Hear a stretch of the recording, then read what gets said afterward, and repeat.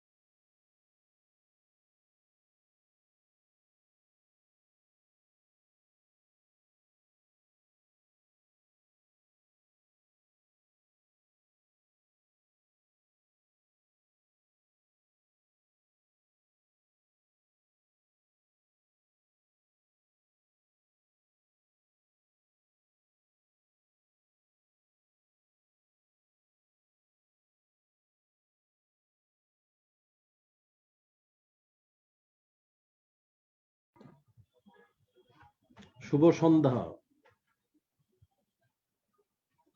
কি অবস্থা সবার?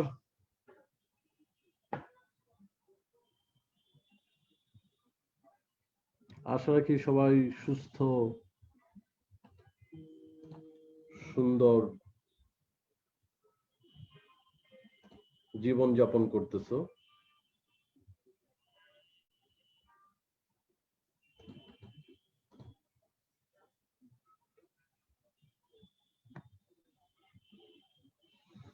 তো তোমাদের প্রথম সলভ ক্লাস, যেটা আজকে অনেকগুলা আমি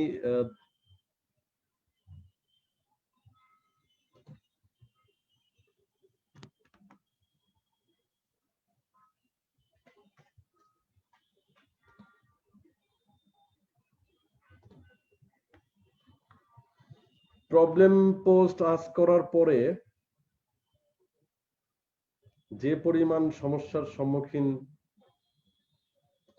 বা যে পরিমাণ কমেন্ট আসছে, ইটস হিউজ,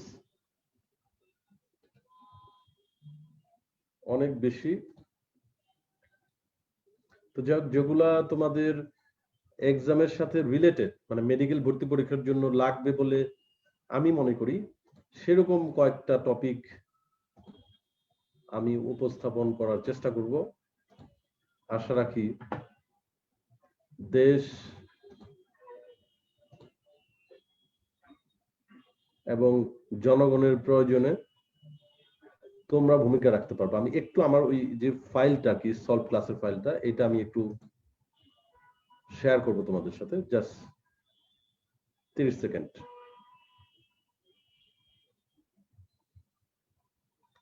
আচ্ছা, তার আগে আমার কাছে মনে হয় যে আমি একটু তোমাদের রেসপন্স বলতে কি, যে তোমার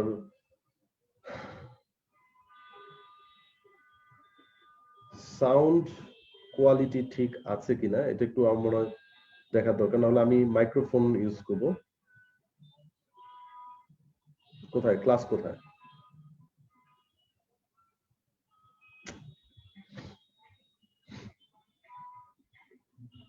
সাউন্ড কোয়ালিটি কি ঠিক আছে?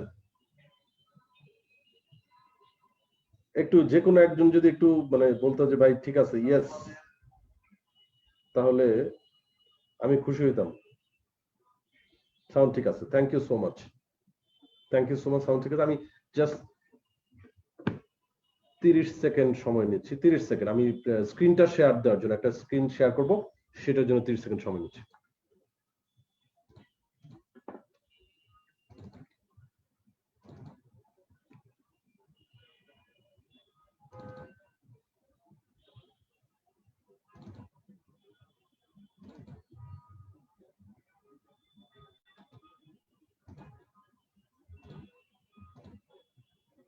তিরিশ সেকেন্ডের মধ্যেই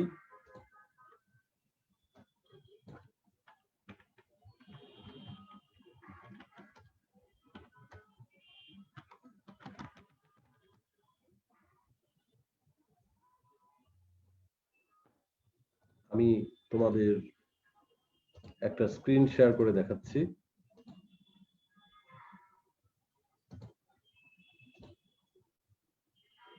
প্রযুক্তি প্রযুক্তি আর হচ্ছে প্রযুক্তি, এই হলো অবস্থা। এটা ওকে, আই গট ইট, ওকে।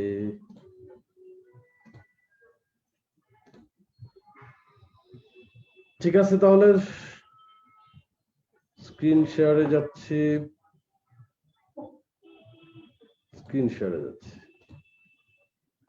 আমার মনে হয় চলে আসছে। দেখা যাচ্ছে না মাঝে মাঝে? সাউন্ডে কারো সমস্যা হলে আমার কাছে মনে হয় হেডফোন ইউজ করলে সবচেয়ে বেশি ভালো হবে। হেডফোন হচ্ছে বেস্ট ওয়ে, এর উপরে আর কিছু নাই।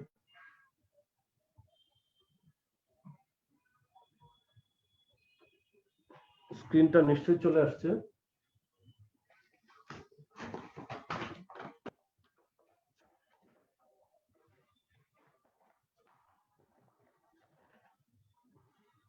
এখন আমরা আম পাতা জোড়া জোড়া মারবো, চাবুক চড়বো ঘোড়া, এগুলা নিয়ে একটু পড়ালেখা করবো। এই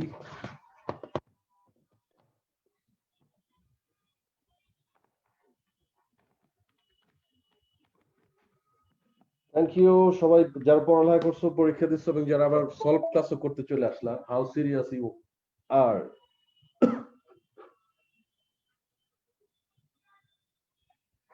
আচ্ছা, লাকি আক্তার বলছে যে ভাই সাউন্ড সিস্টেমটা যদি আপনি একটু মানে ইমপ্রুভ করতেন। এখন এটা তো কেউ কেউ বলতেছে সাউন্ড ঠিক আছে, কেউ বলে নাই।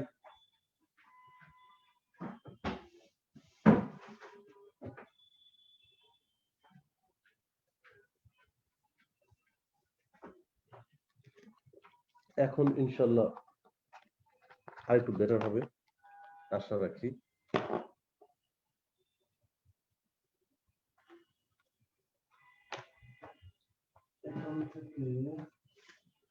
এখানে ওকে, থ্যাংক ইউ। নিশ্চয়ই এখন সাউন্ড একটু বেটার হওয়ার কথা আর কি।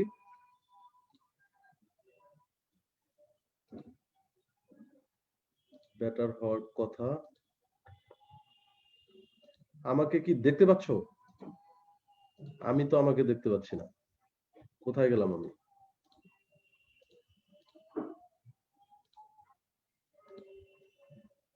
এই হচ্ছে প্রযুক্তিগত সমস্যা।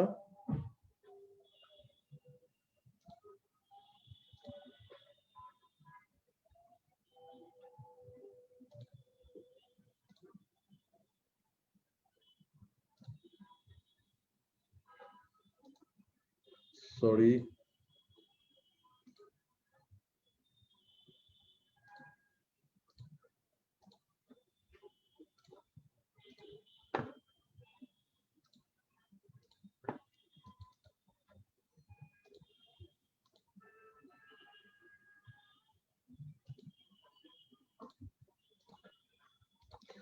ওকে, পরিপাক শোষণ, অনেক প্রশ্ন, হাজার হাজার প্রশ্ন। অনেকের অনেক দুঃখ কষ্ট শেয়ার করতেছে পরীক্ষার আগে এটা করলে ভালো হয়। দুঃখ কষ্ট শেয়ার করতেছো, ভালো কথা।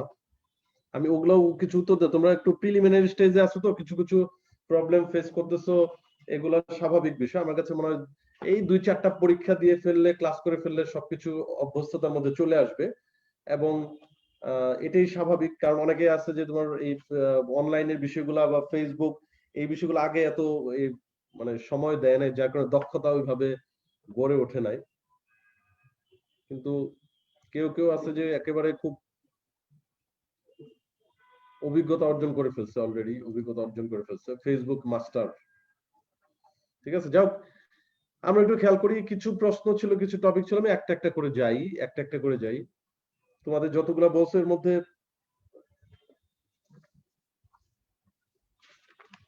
হ্যাঁ, একটা প্রশ্ন আসছে যে চোয়ালে দাঁতের সংখ্যাটা ভাই বুঝে বলেন। দাঁতের সংখ্যাটা বুঝে বলতে বলছে। আচ্ছা, ইটস ওকে, ফাইন। এইটা একটা বিষয়। খেয়াল করে দেখো, আমার কাছে মনে হয় আমরা কি বলছিলাম এরকম আইসিপিএম। আচ্ছা ঠিক আছে, আইসিপিএম মনে আছে কিনা। আমার কথা হলো যে আমরা আহ, যেহেতু কিছু সমস্যা নিয়ে কথা বলতে বসছি, অতএব স্লো যাই আমরা আর কি, অত তাড়াহুড়া কিছু নেই। খেয়াল করো, আইসিপিএম এই কোড ইউজ করা হয় বা এই অক্ষরগুলো ইউজ করা হয় এই কারণেই যে আমাদের 4 ধরনের যে দাঁত, সেটার যে ইংলিশ টার্ম গুলা, মানে আমরা ধরো ইংলিশ টার্ম যেগুলো ইউজ করি সেগুলোর প্রথম অক্ষর ইনসিসর, কেনাইন, প্রিমোলার, মোলার। ঠিক আছে, এখন এখানে তোমার হিসেবটা কি আসলে, যে এই এই যে আইসিপিএম স্থায়ী দাঁতের ক্ষেত্রে দন্ত সংকেত আমরা বলছিলাম 2 1 2 3, আর দুধ দাঁতের ক্ষেত্রে ছিল হচ্ছে 2 1 0 2। মনে করার চেষ্টা করো, এটা ঠিক আছে। এবং এই সঠিক দন্ত সংকেত কোনটি, এইটাই প্রশ্ন আসবে। ধরো স্থায়ী দাঁতের সঠিক দন্ত সংকেত কোনটি, তারপরে দুধ দাঁতের দন্ত সংকেত কোনটি, প্রশ্ন আসতে পারে 6 বছর বয়স্ক শিশুর দন্ত সংকেত কোনটি, বুঝে গেছে? তখন কিন্তু তোমার শিশু হিসেবে ধরে ওটা কিন্তু তোমার অ্যান্সার করতে হবে। তাহলে তুমি এটা ক্লিয়ার যে এটা হচ্ছে স্থায়ী দাঁতের ক্ষেত্রে এটা, শিশুদের ক্ষেত্রে হচ্ছে এটা। ওকে, ফাইন। এখন কথা হলো যে দাঁত কয়টা আছে না আছে এটা সংকেত বুঝলাম, এখন কয়টা আছে এটার হিসাবটা কি, হিসাবটা কিভাবে হয় আসলে? ঠিক আছে, আচ্ছা খেয়াল করে দেখো তো, এইখানে 1 2 3, তার মানে ইনসিসর হচ্ছে দুইটা, কেনাইন একটা, প্রিমোলার দুইটা, মোলার তিনটা, রাইট? তাহলে এগুলো একটা প্লাস করো তো, প্লাস করলে কয়টা হয় দাঁত দেখো। 3 2 হচ্ছে তোমার 5 3 8টা, 8। ঠিক আছে তো, মানে পূর্ণবয়স্ক মানুষের ক্ষেত্রে। এখন এই হিসেবটা কিভাবে আসলে দেখো, আমরা যে বলি ঊর্ধ্ব চোয়াল নিম্ন চোয়াল, ধরো এটা হচ্ছে নিম্ন চোয়াল, ম্যান্ডিবল, ম্যান্ডিবল অস্থি যেটা, এরকম ভাবে নিম্ন চোয়াল আঁকলাম, এটার মধ্যে আরো রেমাস টেমাস থাকে, বডি এই হাবিজাবি থাকে, ঠিক আছে। হিসেবটা হচ্ছে এটাকে তুমি যদি দুই ভাগ করো, ঠিক আছে, তাহলে ধরো incisor, canine, premolar, sorry premolar আর হচ্ছে মোলার, তাহলে এখানে এইটুকুর মধ্যে টোটাল এইটুকুর মধ্যে কয়টা দাঁত হয়েছে? 8টা হয়েছে। আবার তুমি এই অংশটুকুর বাকি অংশটুকুর মধ্যে যদি চিন্তা করো, ইনসিসর, কেনাইন, প্রিমোলার, মোলার, তাহলে এখানে কয়টা হলো? 8 হলো, রাইট? তার মানে নিচের পাটিতে, আমাদের নিচের পাটিতে মানে ম্যান্ডিবলের মধ্যে যে দাঁত বসানো, টোটাল কয়টা হয়েছে এখানে? নিম্ন চোয়াল যদি আমরা বলি 16টা। তাহলে এই যে আমরা যে বলি থাপ্পড় দিয়ে 32টা দাঁত ফালাই দেবো, এটা কেন বলি? তার মানে এটা হচ্ছে ম্যান্ডিবল, নিম্ন চোয়াল, এটার মধ্যে হচ্ছে 16। তাহলে ম্যাক্সিলা যেটা ঊর্ধ্ব চোয়াল যেটা, সেটার মধ্যেও 16 হবে, প্লাস 16, ঠিক আছে। তখন টোটাল এই 32 কিন্তু হইতেছে, 32 হইতেছে। তাহলে আমার কাছে মনে হয় পূর্ণ বয়স্ক মানুষের ক্ষেত্রে দন্ত সংকেত এবং দাঁতের সংখ্যাটা মনে হয় ক্লিয়ার। আচ্ছা, এখন কথা হলো তুমি চিন্তা করতেছো যে যদি কেউ তোমাকে জিজ্ঞেস করে যে ভাই ঊর্ধ্ব চোয়ালে কয়টা মোলার থাকে, নিম্ন চোয়ালে কয়টা মোলার থাকে, প্রিমোলার, এই হিসাবটা যদি থাকে, তাহলে আমরা আবার একটু রিপিট করি, দেখো তো। আই সি পি এম আমরা জানি হচ্ছে 2 1 2 3। আচ্ছা, এখন তোমার প্রশ্ন হলো যে ভাই এই যে দন্ত সংকেতটা, এটা কি ঊর্ধ্ব চোয়ালের জন্য, নিম্ন চোয়ালের জন্য? বিষয়টা এরকম না, দাঁতের প্রকারভেদ, মানে দাঁতগুলা দেখতে কেমন, ইনসিসর গুলা দেখতে একরকম, মোলার গুলা, প্রিমোলার গুলা, সেটার উপর ভিত্তি করে 2 1 2 3 লিখছে। তাও সেটা কোনটুকু? অর্ধেক। কিন্তু এখানে ধরো নিম্ন চোয়াল এই অর্ধেকের জন্য কিন্তু, রাইট? আচ্ছা, তাহলে তোমাকে যদি এখন জিজ্ঞেস করি যে ভাই এই যে ধরো প্রশ্ন আসছে নিম্ন চোয়ালে মোলার দাঁত কয়টা, কোন দাঁত জিজ্ঞেস করছে? আচ্ছা, তোমার এই দন্ত সংকেত অনুযায়ী 2 1 2 3, তাহলে খেয়াল করো তোমার কোন দাঁত জিজ্ঞেস করছে? মোলার দাঁত জিজ্ঞেস করছে, রাইট? মোলার এখানে কয়টা আছে? এদিকে 3টা, এই পাশে আরো 3টা হবে না? তাহলে নিম্ন চোয়ালে টোটাল কয়টা হয়? 6টা হয় না? আচ্ছা, এখন তোমাকে কেউ জিজ্ঞেস করলো যে আচ্ছা ভাই নিম্ন চোয়ালে ইনসিসর কয়টা, দেখো তাহলে। তার মানে সোজা কথা হলো, তুমি ধরো এখন তুমি চিন্তা করো যে পরীক্ষার হলে কি আমার এখানে ছবি আঁকার কোনো টাইম আছে নাকি? আমি এত ছবি আঁকার সময় আছে? কোনো দরকার নাই। এই যে 2 1 2 3, তাই তো? যদি বলে নিম্ন চোয়াল ঊর্ধ্ব চোয়াল যাই হোক, মোলার দাঁত কয়টা 2 দিয়ে গুণ করে দাও, তাহলেই তো হয়। তাহলে মোলার 3টা, 3 দুগুণে 6টা হলো নিম্ন চোয়ালে, ঊর্ধ্ব চোয়ালে সেম। তাহলে প্রিমোলার 2টা, 2 দিয়ে গুণ করো, তাহলে 4টা টোটাল। দন্ত সংকেতের মধ্যে যা আছে সেটাকে 2 দিয়ে গুণ করবা। K9 এটাকে 2 দিয়ে গুণ করলে 2টা থাকে। তাহলে ইনসিসর নিম্ন চোয়ালে দন্ত সংকেতের মধ্যে এখানে 2 আছে, তাহলে 2 দিয়ে গুণ করলে আমার টোটাল 4 হবে। নিম্ন চোয়ালে যা ঊর্ধ্ব চোয়ালে তাই। কথা ক্লিয়ার? তার মানে দাঁতের হিসাবটা কিন্তু দন্ত সংকেত দিয়ে ওটা দিয়ে আনতে হবে, ওইভাবে আনতে হবে। কিন্তু দন্ত সংকেতের মধ্যে যে নিউমেরিক্যাল ডাটা যেটা আছে, সংখ্যা আছে, ওটা কিন্তু দাঁতের সংখ্যা বোঝায় না। এটা clear? I hope so clear. এই হচ্ছে দন্ত সংকেত। হ্যাঁ, এটা আমি তুলে আনলাম এই কারণেই, কারণ আসলে এটা অফকোর্স ইম্পর্টেন্ট একটা টপিক। সেই জন্য তোমরা প্রশ্ন করছো কয়েকজন, সেই হিসেবে আমি এটা বললাম আর কি। আচ্ছা, যাও তারপরে এখানে অনেকে মানে পড়ার বাইরেও প্রশ্ন করতেছে তো। আচ্ছা, একটু বলিনি, অস্থির হয়ে যেতে সবাই, মানে এই বুঝি আমি যত লিখতে থাকি আমার প্রশ্ন যদি না দেখে তাহলে এই জীবন শেষ, আজকেই শেষ, এই জীবন আর রাখবো না, ঠিক আছে? এরকম না বিষয়, ক্রমান্বয়ে অনেক কিছু যে আমরা নতুন বইয়ের ব্যাপারে বলছি। আমি আমার কাছে যে বই ছিল ওই বইয়ের, এই যে বই বই মানে হচ্ছে তোমার বইয়ের একটা পার্ট আর কি, পরিপাক শোষক, সেটা আমার তোমরা একদম রিসেন্ট অনেকে বই কিনে ফেলছো, তাদের এডিশনের সাথে হয়তো পেজ উলট পালট, এবং রিসেন্ট একদম নতুন বই যেটা, সেটার মধ্যে অক্ষরগুলাকে একটু আরাম আয়েশ করে একটু ছড়ায় ছিটায় লিখছে, পেজ সংখ্যা বাড়ছে, দ্যাটস ইট। আর কিছু কিছু জায়গায় একটু অল্প একটু অ্যাড করছে। বাট আমাদের সাজেশন বা আমি পার্সোনালি মনে করি যে নতুন বই কেনার, তুমি ধরো যেটা পড়ে কমফোর্ট ফিল করবা, কিনতে নিষেধ নাই, বাট একদম কিনতেই হবে সেটা আমি মনে করি না, নতুন বই কিনতে হবে। এখন এটা তুমি বলতে পারো যে এক্সট্রা ইনফরমেশন আছে, তাহলে ওটা সলভ কি, ওটা কি আপনি পড়ে দিবেন নাকি? আমি পড়বো না, বাট আমরা প্ল্যান আছে যে মানে একদম তুমি যে বই পড়বা একদম লেটেস্ট এডিশন যেটা থাকবে, সেই লেটেস্ট এডিশনের জিওলজি, বোটানি, কেমিস্ট্রি, ফিজিক্সের যে এক্সট্রা ইনফরমেশন গুলা সেটা আলাদা শীট করে তোমাদেরকে যদি ধরো অনলাইন হিসেবে হয় পিডিএফ ফাইল দিয়ে দিলাম, আর অফলাইন হিসেবে হলে আমরা ওইটা শীট করে বইয়ের মতো করে দিয়ে দিই আর কি প্রতি বছরই। অতএব ওইটা নিয়ে অরিড হওয়ার কিছু নেই। তবে আমি যে বই পড়াচ্ছি সেটার সাথে তোমার যদি একদম আপগ্রেড ভার্সন থাকে অথবা তোমার আমার এডিশনে আগের এডিশন থাকে, যদি একটু মিসম্যাচ হয় তাহলে আমার কাছে মনে হয় একটু জিনিসগুলো একটু মিলিয়ে নিলেই হবে আর কি।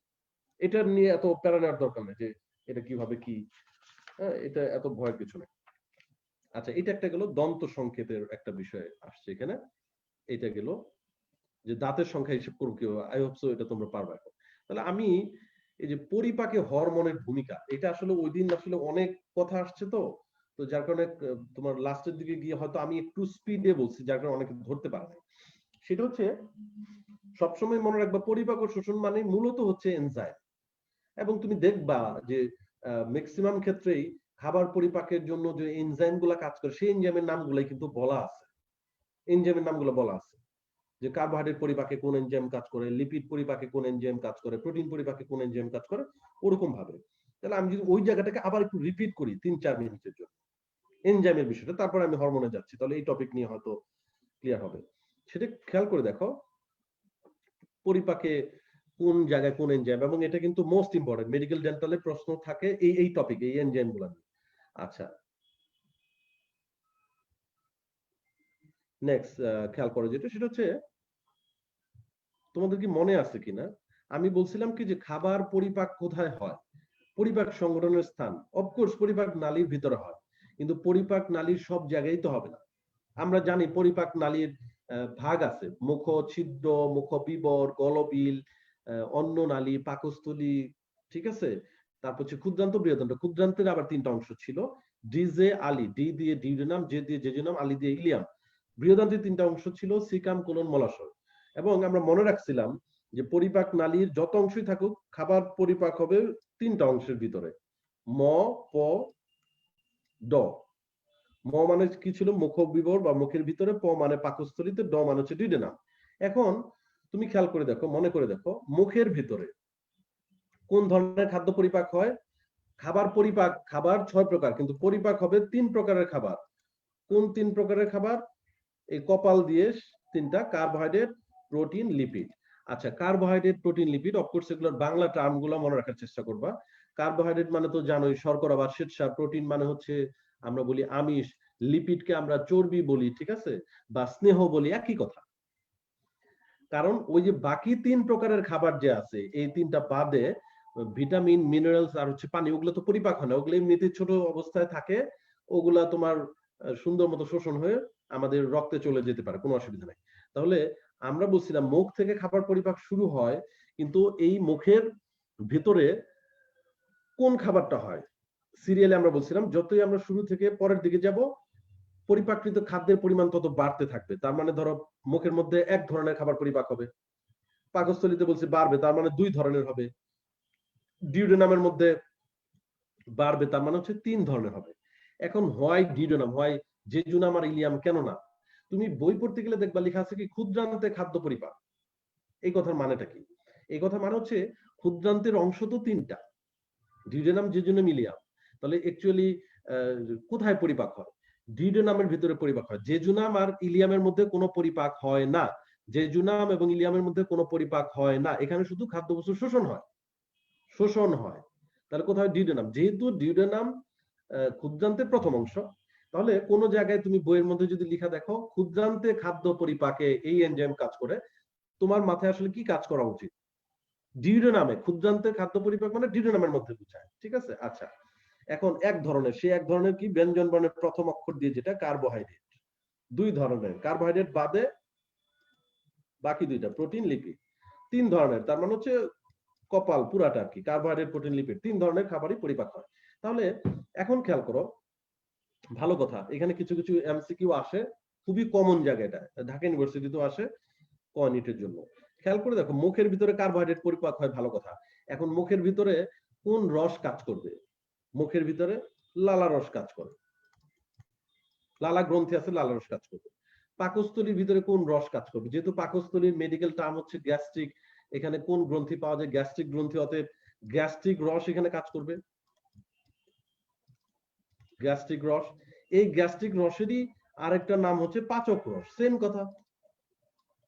এখন কোন জায়গায় গ্যাস্ট্রিক জুস লিখছে, কথা তো একই, রস মানে জুস, একই ইংলিশ টার্ম, ঠিক আছে। আচ্ছা, এবং ডিউডেনামের মধ্যে 3 ধরনের খাবার পরিপাক হয়, 3 ধরনের রস কাজ করে। এবং ছবি এঁকে বলছিলাম, খেয়াল করো, ডিউডেনাম ইউ আকৃতির, ডিউডেনামের প্রাচীরের মধ্যে আন্টিক গ্রন্থি থাকে, সেগুলা কাজ করবে, আন্টিক রস।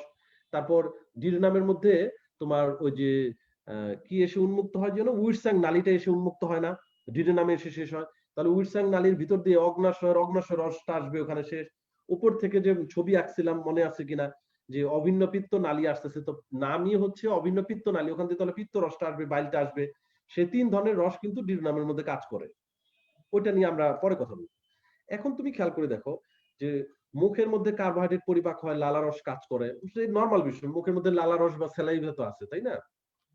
তাহলে তোমাকে যদি আমি প্রশ্ন করি, আচ্ছা এই লালা রসের ভিতরে কোন ধরনের খাদ্য পরিপাকের এনজাইম আছে?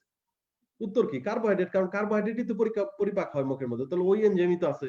তাহলে তোমাকে যদি জিজ্ঞেস করি, আচ্ছা লালা রসের মধ্যে কোন খাদ্য পরিপাকের এনজাইম নাই, তাহলে এখানে কি, এখানে কার্বোহাইড্রেট পরিপাক হয়, হয় না কোনটা? তাহলে প্রোটিন হয় না, লিপিড হয় না, কেন হয় না? কারণ ওখানে এনজাইম নাই। তার মানে লালা রসে প্রোটিন খাবার পরিপাকের এনজাইমও নাই, লিপিড পরিপাকের এনজাইমও নাই। তাহলে তোমার যদি পুরো এই জিনিসটা ব্রেনে সেট করা থাকে, তুমি ওই ইনস্ট্যান্ট প্রশ্ন আসছে ওটা দেখেই কিন্তু তুমি বের করে ফেলতে পারবা কোনটাতে কোন এনজাইম আছে কি নাই। তাহলে খেয়াল করে দেখো, প্রোটিনের কথা, সরি পাকস্থলীর কথা। পাকস্থলীতে 2 ধরনের খাবার, কি কি? প আর ল। প মানে হচ্ছে প্রোটিন পরিপাক হয়, ল মানে লিপিড পরিপাক হয়। তাহলে তোমার কাছে আমার প্রশ্ন যে, আচ্ছা ভাই, এই যে গ্যাস্ট্রিক রস আছে না, পাচক রস আছে, ওইটার মধ্যে এনজাইম পাওয়া যায় কিছু, কোন কোন খাদ্য পরিপাকের এনজাইম পাওয়া যায়? অফকোর্স, যেহেতু প্রোটিন আর লিপিড হয়, তাহলে প্রোটিন পরিপাকের এনজাইম আছে, লিপিড পরিপাকের এনজাইম আছে, কথা শেষ। তোমার জন্য আরেকটা প্রশ্ন, মোস্ট ইম্পর্টেন্ট, কয়েকবার প্রশ্ন আসছেও, যে মানুষের গ্যাস্ট্রিক রসে কোন খাদ্য পরিপাকের এনজাইম নাই? তুমি বলো, বলো দেখি। প্রোটিন আর লিপিডের এনজাইম আছে, কার্বোহাইড্রেট এখানে পরিপাক হয় না, কেন হয় না? কারণ ওখানে এনজাইম নাই, তাহলে আমাদের পাকস্থলীতে কার্বোহাইড্রেট জাতীয় খাদ্যের পরিপাক হয় না। এখন তোমাদের কেউ কেউ কনফিউজড হয়ে প্রশ্ন করো যে, ভাই কোন কোন বইয়ে দেখলাম পাকস্থলীতে শুধু প্রোটিন পরিপাক হয়, লিপিড তো হয় না লিখছে, এটা কি ব্যাখ্যা? অফকোর্স, মোস্ট এটাকে বলবো যে কারেক্ট হচ্ছে লিপিডও হয়, বাট অল্প পরিমাণে হয়, খুবই অল্প, এই জন্য কোন কোন বই ওটাকে ইগনোর করছে, ঠিক আছে কথা। আচ্ছা, আবার কেউ কেউ বলছে যে, ভাই আপনি তো বললেন যে কার্বোহাইড্রেটের পরিপাক মুখের মধ্যে হয়, তাহলে কোন জায়গায় লিখছে যে টাইলিন এনজাইম, এটা মুখে ক্রিয়া শুরু হলেও পাকস্থলীতে গিয়ে শেষ হয়, এরকম লিখছে। এটা দিয়েও কিন্তু কনফিউজড হওয়া যাবে না। পরিপাকের ম্যাক্সিমাম যে কাজটা যেখানে হয়ে যাবে, ওটা দিয়ে সাধারণত মূলত কোড করা হয়, অল্প হলেও। কিন্তু পাকস্থলীতে গিয়ে শেষ হয়, এর মানে গিয়ে তুমি কার্বোহাইড্রেট পরিপাকের জন্য তোমার কি বলে, এই পাকস্থলীর ভূমিকা আছে, চিন্তা করা যাবে না। কারণ অ্যাকচুয়ালি টাইলিন এনজাইমটা তো হচ্ছে তোমার মুখের এনজাইম, লালা রসের এনজাইম, অতএব ওই স্থানটা ওখানেই বলতে হবে। এখন টাইলিন পাকস্থলীর মধ্যে গিয়ে কি করলো না করলো, ওইটা দিয়ে পাকস্থলীর ভূমিকা এখানে কিন্তু সংশ্লিষ্টর মধ্যে আনা যাবে না, ঠিক আছে।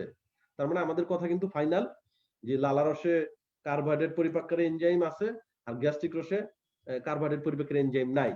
এইটা একটু ক্লিয়ার থাকবে, কারণ এটা থেকে প্রশ্ন আসে কিন্তু অলমোস্ট, মানে এটা একটা মোস্ট ইম্পর্টেন্ট টপিক আর কি।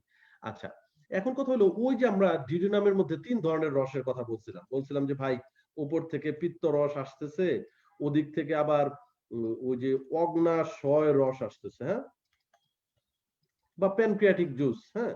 আর আরেকটা বলছি যে ক্ষুদ্রান্তের প্রাচীরে, মানে ডিউডেনামের প্রাচীরে ছোট ছোট কিছু গ্রন্থি পাওয়া যায়, যেগুলাকে আমরা বলতেছি আন্ত্রিক গ্রন্থি। ওখান থেকে, আন্ত্রিক গ্রন্থি থেকে ভেরি সিম্পল নামে অনুসারে আন্ত্রিক রস আসবে।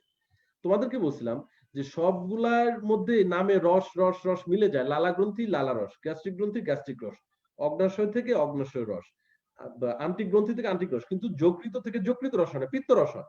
সেই পিত্ত রসটা আসলে নামেও ব্যতিক্রম, এটার উপাদানগত ব্যতিক্রম। তার মানে পিত্ত রসের মধ্যে খাবার পরিপাকের কোনো এনজাইম থাকে না, ঠিক আছে কথা।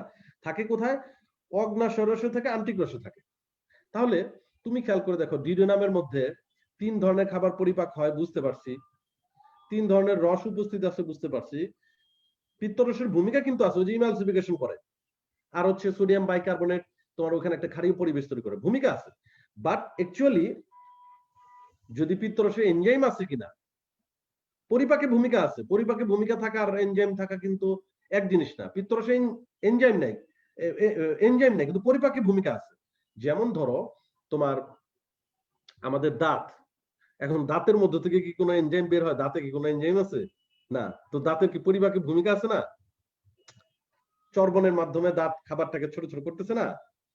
ওই অর্থে আর কি। তাহলে পিত্তরসে এনজাইম যেহেতু নাই, এটা নিয়ে কথা নাই। এখন যেহেতু মেডিকেল ভর্তি পরীক্ষায় তোমার যেটা বলে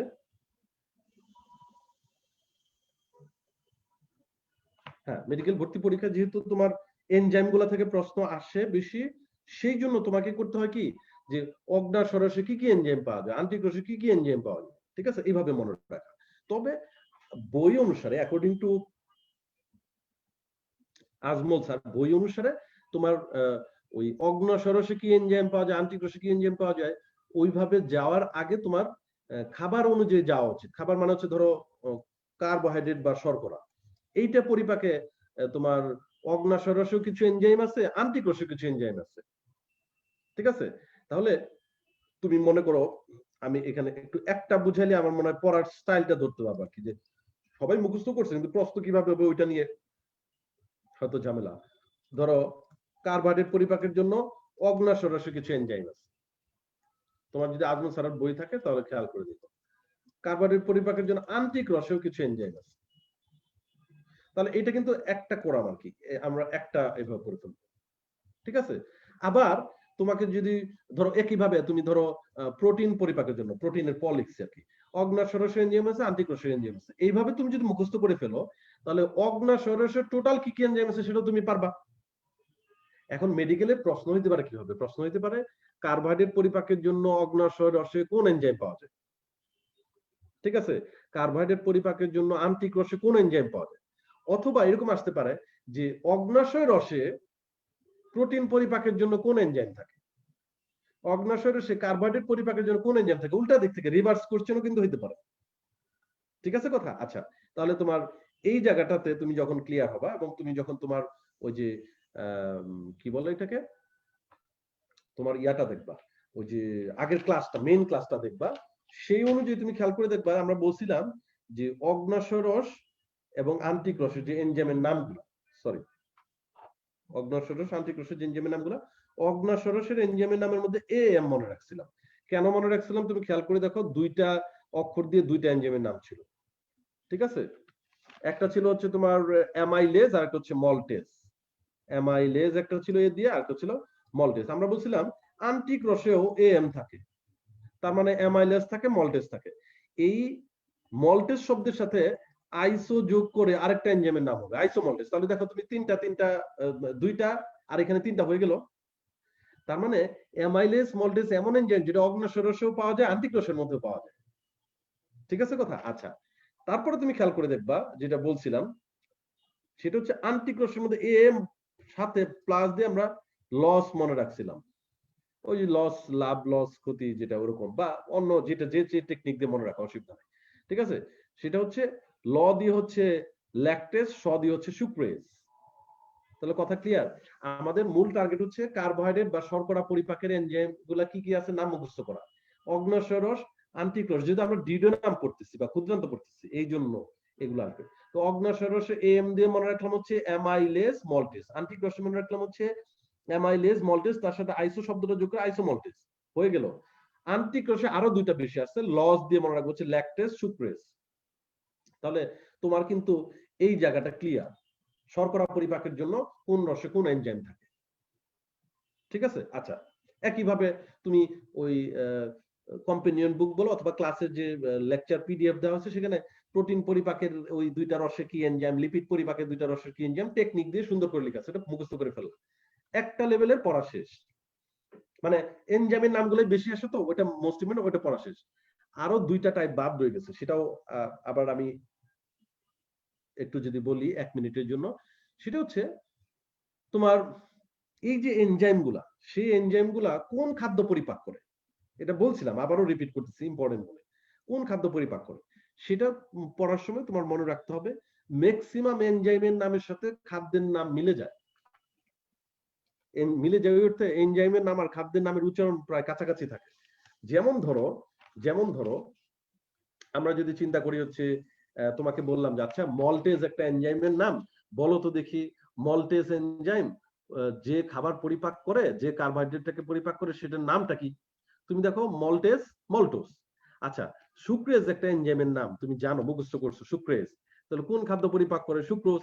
ল্যাকটেজ কোন খাদ্য পরিপাক করে? ল্যাকটোজ। এইভাবে তুমি যতগুলা যাবা, ঠিক আছে, ম্যাক্সিমামই দেবো। ট্রাইপেপটাইডেজ এনজাইম ট্রাইপেপটাইডকে পরিপাক করে, ডাইপেপটাইডেজ এনজাইম ডাইপেপটাইডকে পরিপাক করে। এইভাবে তুমি ধরো ফসফোলাইপেজ ফসফোলিপিডকে পরিপাক করে।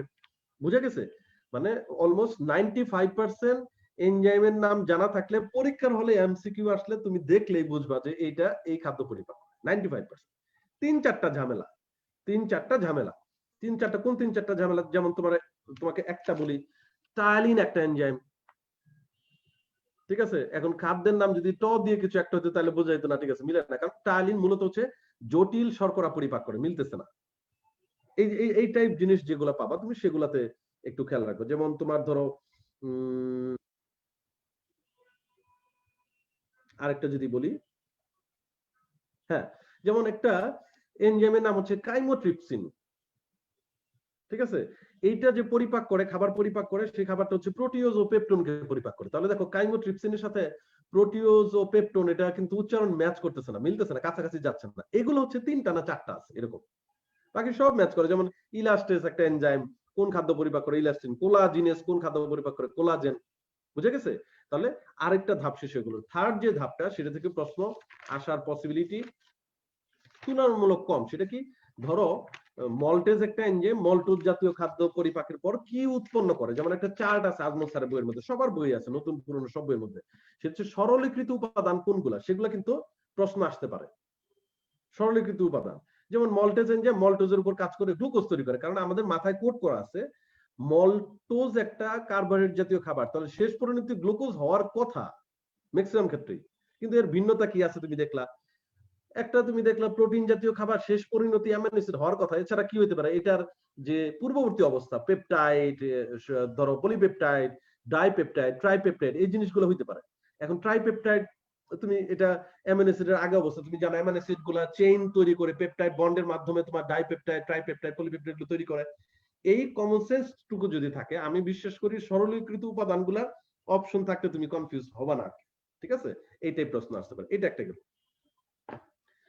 এটা হচ্ছে তোমার হরমোনের এনজাইমের ব্যাপারটা। এখন হরমোনের ব্যাপারটা যেটা আসছে, পরিপাকে হরমোনের ভূমিকা, সেটা আসলে আমার কাছে মনে হয় যেটা তোমার, হ্যাঁ, শোষণের মধ্যে পড়ে যাচ্ছি, আমার কাছে মনে হয় যেটা তোমাকে সুন্দর মতো, আমি হচ্ছে ওই যে মেইন ক্লাস যেটা রেগুলার ক্লাস মেইন ক্লাস যেটা নিয়েছিলাম তোমাদের প্রথম ক্লাসে, সেখানে সুন্দর মতো লেখা আছে, কি লেখা আছে, কিভাবে তুমি পড়বা, এমসিকিউ কিভাবে আসতে পারে। আমি আগেই বলছিলাম যে হরমোন গুলার কথা অল্প করে লেখা আছে, দেখো পুরো চ্যাপ্টারে এনজাইম নিয়ে এত কথা বলছে, হরমোন নিয়ে অল্প একটু কথা বলছে। সেটা হচ্ছে তোমাদের কমেন্টে তো ভেসে যাচ্ছে, এখানে কমেন্টের সাগরে হাবুডুবু খাইতেছে। সেটা হচ্ছে আচ্ছা টাচ্ছা এগুলো তোমরা এখানে কি আলাপের জায়গা? গল্প করতেছো তোমরা? গল্প করতেছো কেন তোমরা বলো? যেটা মানে এতগুলো যদি এখানে কমেন্ট লিভ করো এইভাবে, হ্যাঁ, গল্পের মতো করে, এই কেমন আছিস, হ্যাঁ, রাতে কি খাবি রে, ঠিক আছে, এগুলো যদি গল্প করো তাহলে তো আমি মেইন প্রশ্ন তো দেখবো না রে ভাই, ঠিক আছে। হ্যাঁ, তারপরে মেসেঞ্জারে নক দিস, হোয়াটসঅ্যাপে নক দিস, ঠিক আছে, এগুলো আলাপ এখানে করো না ভাই। যেমন শাকিল বলছে আলজিব বা এপিগ্লটিস আসতেছে, আসতেছে, ঠিক আছে। হুম, এই টাইপ প্রশ্নগুলো, শাকিল খুবই ভালো ছেলে, সুন্দর প্রশ্ন করছে। আবার এস এম সাকিব প্রধান বলছে চেক ইনবক্স, আজকে আমি একটু বসবো আর কি, আমার মেসেঞ্জার ইনবক্সে তোমরা যারা যারা বিভিন্ন প্রয়োজনে হয়তো নক দেওয়ার চেষ্টা করছো, আমি আজকে রিপ্লাই দেওয়ার একটা পরিকল্পনা আছে আর কি। আচ্ছা আচ্ছা, এর মধ্যে ফারহানা বলছে যে ভাই আগে ইয়ার মধ্যে যায়েন না, হরমোনের মধ্যে যায়েন না, প্রোটিন পরিপাকের যে এনজাইম গুলো সেগুলো নিয়ে একটু 2 মিনিট বলা যায় কিনা? আচ্ছা ঠিক আছে, ওইটা বলে তারপর আমি হরমোনের মধ্যে যাচ্ছি। তোমাদের তারা নাই তো নাকি? আবার কোনো অফিস টফিসে যাবে না তো তোমরা? অনেকে আছে এখানে ক্লাস করার পর আবার অফিসে যেতে হবে, 5টা to 9টা অফিস করে আর কি, ঠিক আছে। অনেকে আছে তো জিজ্ঞেস করলে তো বলবে না, ঠিক আছে। অনেকে আছে ব্যস্ততার মধ্যে মেডিকোকে একটু সময় দিচ্ছে, আমাকে একটু সময় দিচ্ছে, পরিপাককে একটু সময় দিচ্ছে, এটা খুবই একটা বিশাল ভালো ব্যাপার আর কি। এত ব্যস্ততার মধ্যে পড়ালেখা করার সময় আছে নাকি? কত কাজ করতে হয় তাই না? অনেক কাজ, বাপরে বাপ। তোমাদের কাজের অবস্থা দেখে আমি মুগ্ধ। আচ্ছা, খেয়াল করো, আমিষ পরিপাকের যে এনজাইম গুলো, আমিষ মানে কি? প্রোটিন আর কি, ঠিক আছে? এইটা নিয়ে আমাদের একজন সদস্য জিজ্ঞেস করছে যে ভাই এটা একটু বলেন। সে দেখো, লিখলাম প্রোটিন পরিপাককারী এনজাইমের প্রোটিনের প্রথম অক্ষরে প লিখলাম। এখন আমাদের হিসাবটা কি? হিসাবটা হচ্ছে অগ্নাশয় রসে কোন এনজাইম আছে ওটা মুখস্থ করব, অগ্নাশয় রসের এনজাইম গুলো মুখস্থ করব, আর হচ্ছে আন্টিক রসের এনজাইম গুলো মুখস্থ করব। আন্টিক রস হিসেবে অগ্নাশয় রসের এনজাইম যেগুলা, সেগুলা নিয়ে যদি একটু কথা বলি। প্রথম কথা হচ্ছে, যদি কোনো এনজাইমের নামের শেষে আমরা যদি সিন দেখি, নামের শেষের দুইটা অক্ষরে সিন আছে, ট্রিপসিন, কাইমোট্রিপসিন, ঠিক আছে? তাহলে সেই এনজাইম অবশ্যই প্রোটিন পরিপাকে কাজ করে, আমিষ এবং অগ্নাশয় রসের মধ্যে পাওয়া যায় সিন থাকলে। তারপরে দ্বিতীয় কথাটা কি? দ্বিতীয় কথা হচ্ছে 2, 3 আমি কার্বন, এই টেকনিক লেখা হচ্ছিল, এটাকে আর একটু সময় নিয়ে ভেঙে দিচ্ছি আর কি। তুমি খেয়াল করে দেখবা এখানে প্রোটিন পরিপাকের জন্য, মানে আমিষ পরিপাকের জন্য অগ্নাশয় রসের এনজাইম গুলোর মধ্যে বেশ কয়েকটা নামের শেষে, এনজাইমের নামের শেষে পেপটাইডেজ আছে। পেপটাইডেজ। তাহলে এখন তুমি খেয়াল করো, পেপটাইড শব্দটা মানেই হচ্ছে প্রোটিনের সাথে রিলেটেড শব্দ। মানে ওই যে অ্যামিনো অ্যাসিড গুলা বন্ড তৈরি করে, পেপটাইড বন্ড তৈরি করলো, পেপটাইডেট তৈরি করলো, এরকম এই বিষয়গুলো, পলিপেপটাইড তৈরি করলো, ডাইপেপটাইড এগুলো তৈরি করলো। তাহলে একটা এনজাইমের নামে যদি পেপটাইডেজ থাকে, তাহলে এটা তো শিওর যে এটা প্রোটিন পরিপাক করবে, এটা নিয়ে কোনো কনফিউশন। কার্বোহাইড্রেট না, লিপিড না, যেমন কোন এনজাইমের নামে শেষে যদি লাইপেজ থাকে, কনফার্ম এটা লিপিড পরিপাক করবে, ওরকম ভাবে। আচ্ছা, 4টা এনজাইম আছে যাদের নামে শেষে পেপটাইডেজ আছে, সেগুলো মনে রাখার জন্য 2, 3 আমি কার্বন, এই কথাটা বলছি। 2 মানে হচ্ছে ডাই, 2 কে আমরা কেমিস্ট্রিতে ডাই বলি, 3 কে ট্রাই বলি। তাহলে এই 2 মানে হচ্ছে ডাই, ডাই উচ্চারণ করলা, তার সাথে সাথে পেপটাইডেজ বললো, তাহলে একটা এনজাইমের নাম হয়ে গেল ডাই পেপটাইডেজ। ট্রাই উচ্চারণ করলা, একটা এনজাইমের নাম, পেপটাইডেজ যোগ করো, ট্রাই পেপটাইডেজ, ঠিক আছে? আমি শব্দটার সাথে মিল রেখে অ্যামিনো চিন্তা করবে, মনে রাখার জন্য আর কি। হ্যাঁ, অ্যামিনো পেপটাইডেজ। কার্বনের সাথে মিল রেখে কার্বক্সি পেপটাইডেজ। কথা ক্লিয়ার? তাহলে খেয়াল করো, সিন দিয়ে মনে রাখছি 2টা, আর পেপটাইডেজ দিয়ে 2, 3 আমি কার্বন, এটা দিয়ে মনে রাখলাম হচ্ছে 4টা। কয়টা এনজাইমের নাম মনে রাখলাম আমরা? 6টা। এইবার দেখো, প্রোটিন খাবার পরিপাক করতেছি। প্রোটিন মানেই হচ্ছে মাছ, মাংস। মাছ বলতে গেলেই একটা মাছের প্রাণ নাকি অনেক শক্ত আমরা বলি। এখানে লিখলাম কই, কই লিখলাম, কই মাছ আছে না? তাহলে দেখো, ক দিয়ে মনে রাখবো হচ্ছে কোলাজিনেস, ই দিয়ে হচ্ছে ইলাস্টেস। কোলাজিনেস, ইলাস্টেস, তাহলে এখানে কয়টা হলো? 2টা হলো। টোটাল অগ্নাশয় রসের সর্বমোট প্রোটিন পরিপাকের 8টা এনজাইমের নাম কিন্তু মনে রাখতে হবে। অফকোর্স এটা টাফ না, প্রশ্ন আসবে যেহেতু অনেক ইম্পর্টেন্ট, এবং টাফও কিন্তু মনে রাখা, মানে গোল পাকায় যায় কেমন, ঠিক আছে? সেই জন্য তাহলে ক্লিয়ার? আমি আবার রিপিট করি, আমার সাথে সাথে মনে করো। আমরা পড়তেছি প্রোটিন পরিপাকের ক্ষুদ্রান্তে যে প্রোটিন পরিপাক হয় ডিউডিনামের মধ্যে, সেখানে অগ্নাশয় রসের আন্তিক রসে কি এনজাইম পাওয়া যায়? অগ্নাশয় রসে অনেক বেশি পাওয়া যায়, 8টা পাওয়া যায়। মনে রাখার জন্য কোন এনজাইমের নামে শেষে সিন থাকলে, 2টা সিন আছে, ট্রিপসিন, কাইমোট্রিপসিন, কাইমো যোগ করে কাইমোট্রিপসিন, খুব ইজিলি। পেপটাইডেজ দিয়ে আছে 4টা, 2, 3 আমি কার্বন। 2 মানে ডাইপেপটাইডেজ, 3 মানে ট্রাইপেপটাইডেজ, আমি মানে অ্যামিনো পেপটাইডেজ, কার্বন দিয়ে হচ্ছে কার্বক্সি পেপটাইডেজ, শেষ। আরেকটা, যেহেতু প্রোটিন জাতীয় খাবার পড়তেছি, মাছ মাংস চলে আসবে, তার মানে হচ্ছে যে মাছ চলে আসবে, একটা কই মাছ চলে আসবে, ক দিয়ে হচ্ছে কোলাজিনেস, ই দিয়ে হচ্ছে ইলাস্টেস। মনে করছো না? তাহলে অগ্নাশয় রসের এনজাইম কিন্তু সব শেষ। এখন আন্টিক রসে কি এনজাইম পাওয়া যায়? খেয়াল করে দেখবা, অগ্নাশয় রস আর আন্টিক রস, একটা এনজাইম 2 জায়গাতে মিল আছে, সেটা কি? আমি, আমি এখানেও আছে, আমি এখানেও আছে। আমি মানে কি? Amino peptidase. আন্টিক রসে এনজাইমের নামগুলো কমপ্লিট। এখন তোমাকে যদি আমি জিজ্ঞেস করি যে ভাই, এনজাইমের নাম তো একদম টাস টাস সব মুখস্থ বলতেছো, এখন এই এনজাইম কি খাবার পরিপাক করে, এটা পারবা? তুমি বলবো যে হ্যাঁ সব পারি, বলে দাও সব পারি। কোন খাদ্য? এখন তুমি বলবো যে কিভাবে? অন্তত এখানে টোটাল এই হলো 8টা, আর আন্টিক রসে আছে হচ্ছে 1টা। 9টা এনজাইমের মধ্যে তুমি ধরো 6-7টা এমনি পারা যায়। ওই যে বলছি টেকনিকটা ছিল কি, এনজাইমের নাম মুখস্থ থাকলে মনে রাখবা এই এনজাইম যে খাদ্য পরিপাক করে এটার উচ্চারণ প্রায় similar, same same. Collagenase enzyme collagen, ইলাস্টেজ enzyme elastin পরিপাক করে, যেমন ডাইপেপটাইডেজ এনজাইম ডাইপেপটাইড পরিপাক করে, ট্রাইপেপটাইডেজ এনজাইম ট্রাইপেপটাইড পরিপাক করে। ঠিক আছে, আচ্ছা এই গেল হচ্ছে তোমার, হ্যাঁ যেটা যেটা মিলে না, যেমন ট্রিপসিনের মধ্যে একটু ভিন্নতা আছে, প্রোটিওস পেপটন, কাইমোট্রিপসিনের মধ্যে ভিন্নতা আছে। প্রোটিওস পেপটন মানে এনজাইমের নামের সাথে যে টার্গেটকৃত যে খাদ্য যেটা সেটার উচ্চারণটা ম্যাচ করে না। বাট বি কেয়ারফুল যে কোন দুইটা ম্যাচ করতেছে না, সেটা হচ্ছে যে ট্রিপসিন আর কাইমোট্রিপসিন, সিন দিয়ে যে দুইটা আর কি, সিন মানে পাপ, মানে এটার মধ্যে ভেজাল আছে আর কি, ঠিক আছে, ম্যাচ করে না। তবে এটা তো ঠিক যে ট্রিপসিন আর কাইমোট্রিপসিন দুইটাই কিন্তু একই খাদ্য পরিপাক করে, প্রোটিওস পেপটন দুই ক্ষেত্রে, এবং উৎপন্ন পদার্থ কিন্তু সেম, পলিপেপটাইড। ঠিক আছে, ওকে। আচ্ছা বাকি যেগুলো আছে তুমি সবসময় দেখবে amino acid amino acid amino acid amino acid amino acid amino acid এরকম আছে। ঠিক আছে, ম্যাক্সিমাম ক্ষেত্রে। এখন কোন জায়গায় একটা পার্থক্য হচ্ছে, যেমন কার্বক্সি পেপটাইডেজ এনজাইম পলিপেপটাইডকে পরিপাক করলে অ্যামিনো অ্যাসিডের সাথে সাথে ডাইপেপটাইড হয়। বাকি সবগুলোর মধ্যে দেখো অ্যামিনো অ্যাসিড উৎপন্ন পদার্থ, amino acid amino acid amino acid. পারতেছো? তাহলে আমি আবার বলে এটা শেষ করে দেই ভাই।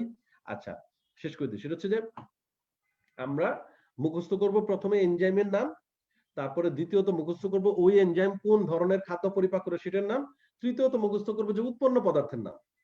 কথা ক্লিয়ার? আচ্ছা এনজাইমের নাম আমাদের মুখস্থ হয়ে গেছে, শেষ।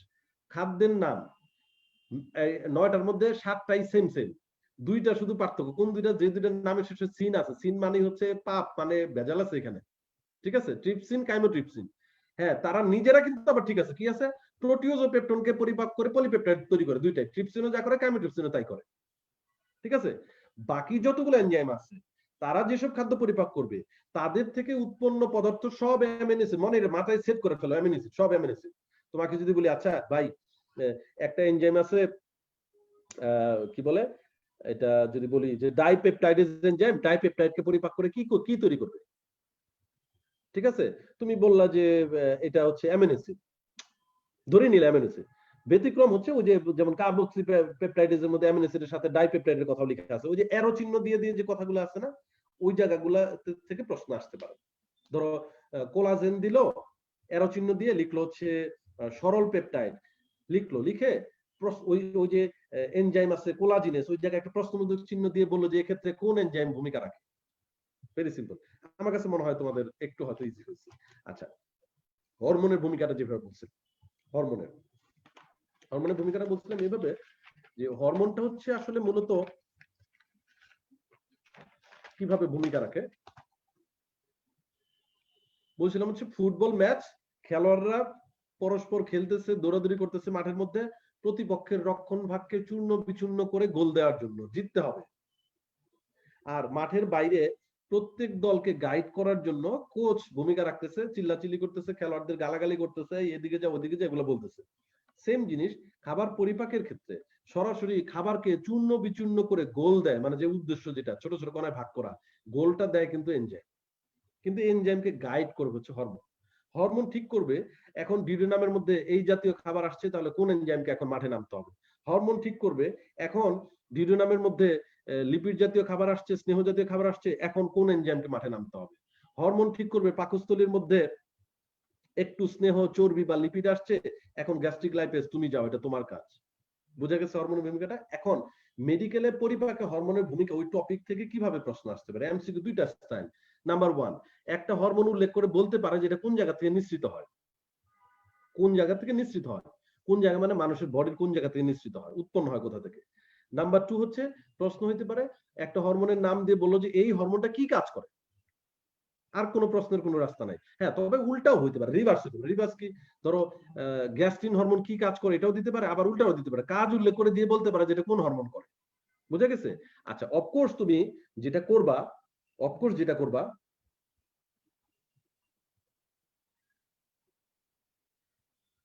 অফকোর্স যেটা করবা সেটা হচ্ছে যে তোমার যেটা করতে হবে সেটা হচ্ছে তোমার এই হরমোন গুলার মধ্যে যে টেকনিক বলে দিছিলাম হচ্ছে তোমার ওই নোটে, ওই নোটটা ফলো করলে তোমার হরমোন কোন জায়গা থেকে নিঃসৃত হয় এবং কি কাজ করে সেটা খুব ক্লিয়ার সুন্দরভাবে গুছিয়ে লেখা আছে। তারপরে আমি নিঃসরণের ব্যাপারটা বলি। প্রথমত একটা হরমোন, টোটাল 11টা বা 12টা হরমোন আছে তোমার বইয়ের মধ্যে। তুমি ব্রেনের মধ্যে সেট করো যে কিছু কিছু হরমোন আছে যেগুলোর নাম দেখলে বোঝা যায় যেটা কোন জায়গা থেকে নিঃসৃত হয়। যেমন 1 নম্বরে আছে হচ্ছে গ্যাস্ট্রিন, নাম দেখে বোঝা যায় না যে এটা পাকস্থলীর প্রাচীর থেকে নিঃসৃত হবে। ঠিক আছে? আচ্ছা, আরেকটা হরমোনের নাম আছে ডিওক্রাইনিন, নাম দেখে বোঝা যায় না ডিওডো নামের প্রাচীর থেকে নিঃসৃত হবে। ডিওক্রাইনিন নামের মধ্যে ডিও আছে।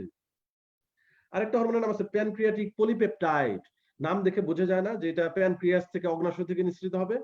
এরকম মানে 40% 30% তোমার দেখা গেল যে তুমি এইভাবে পারলা।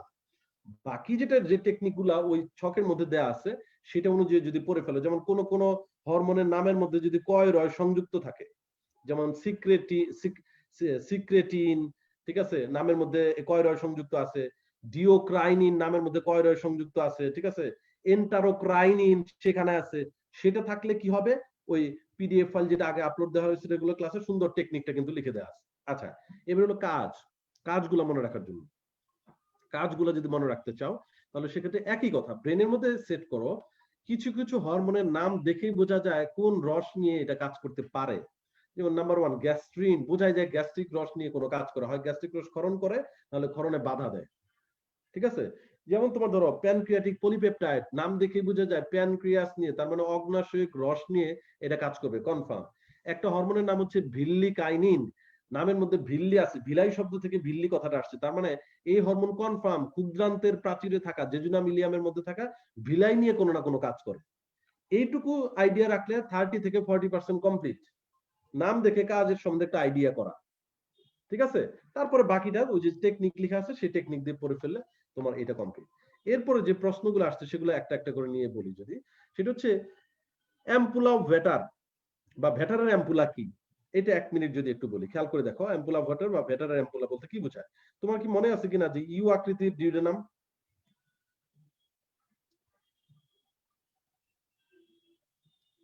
ঠিক আছে, মনে আছে ইউ আকৃতির ডিউডেনাম?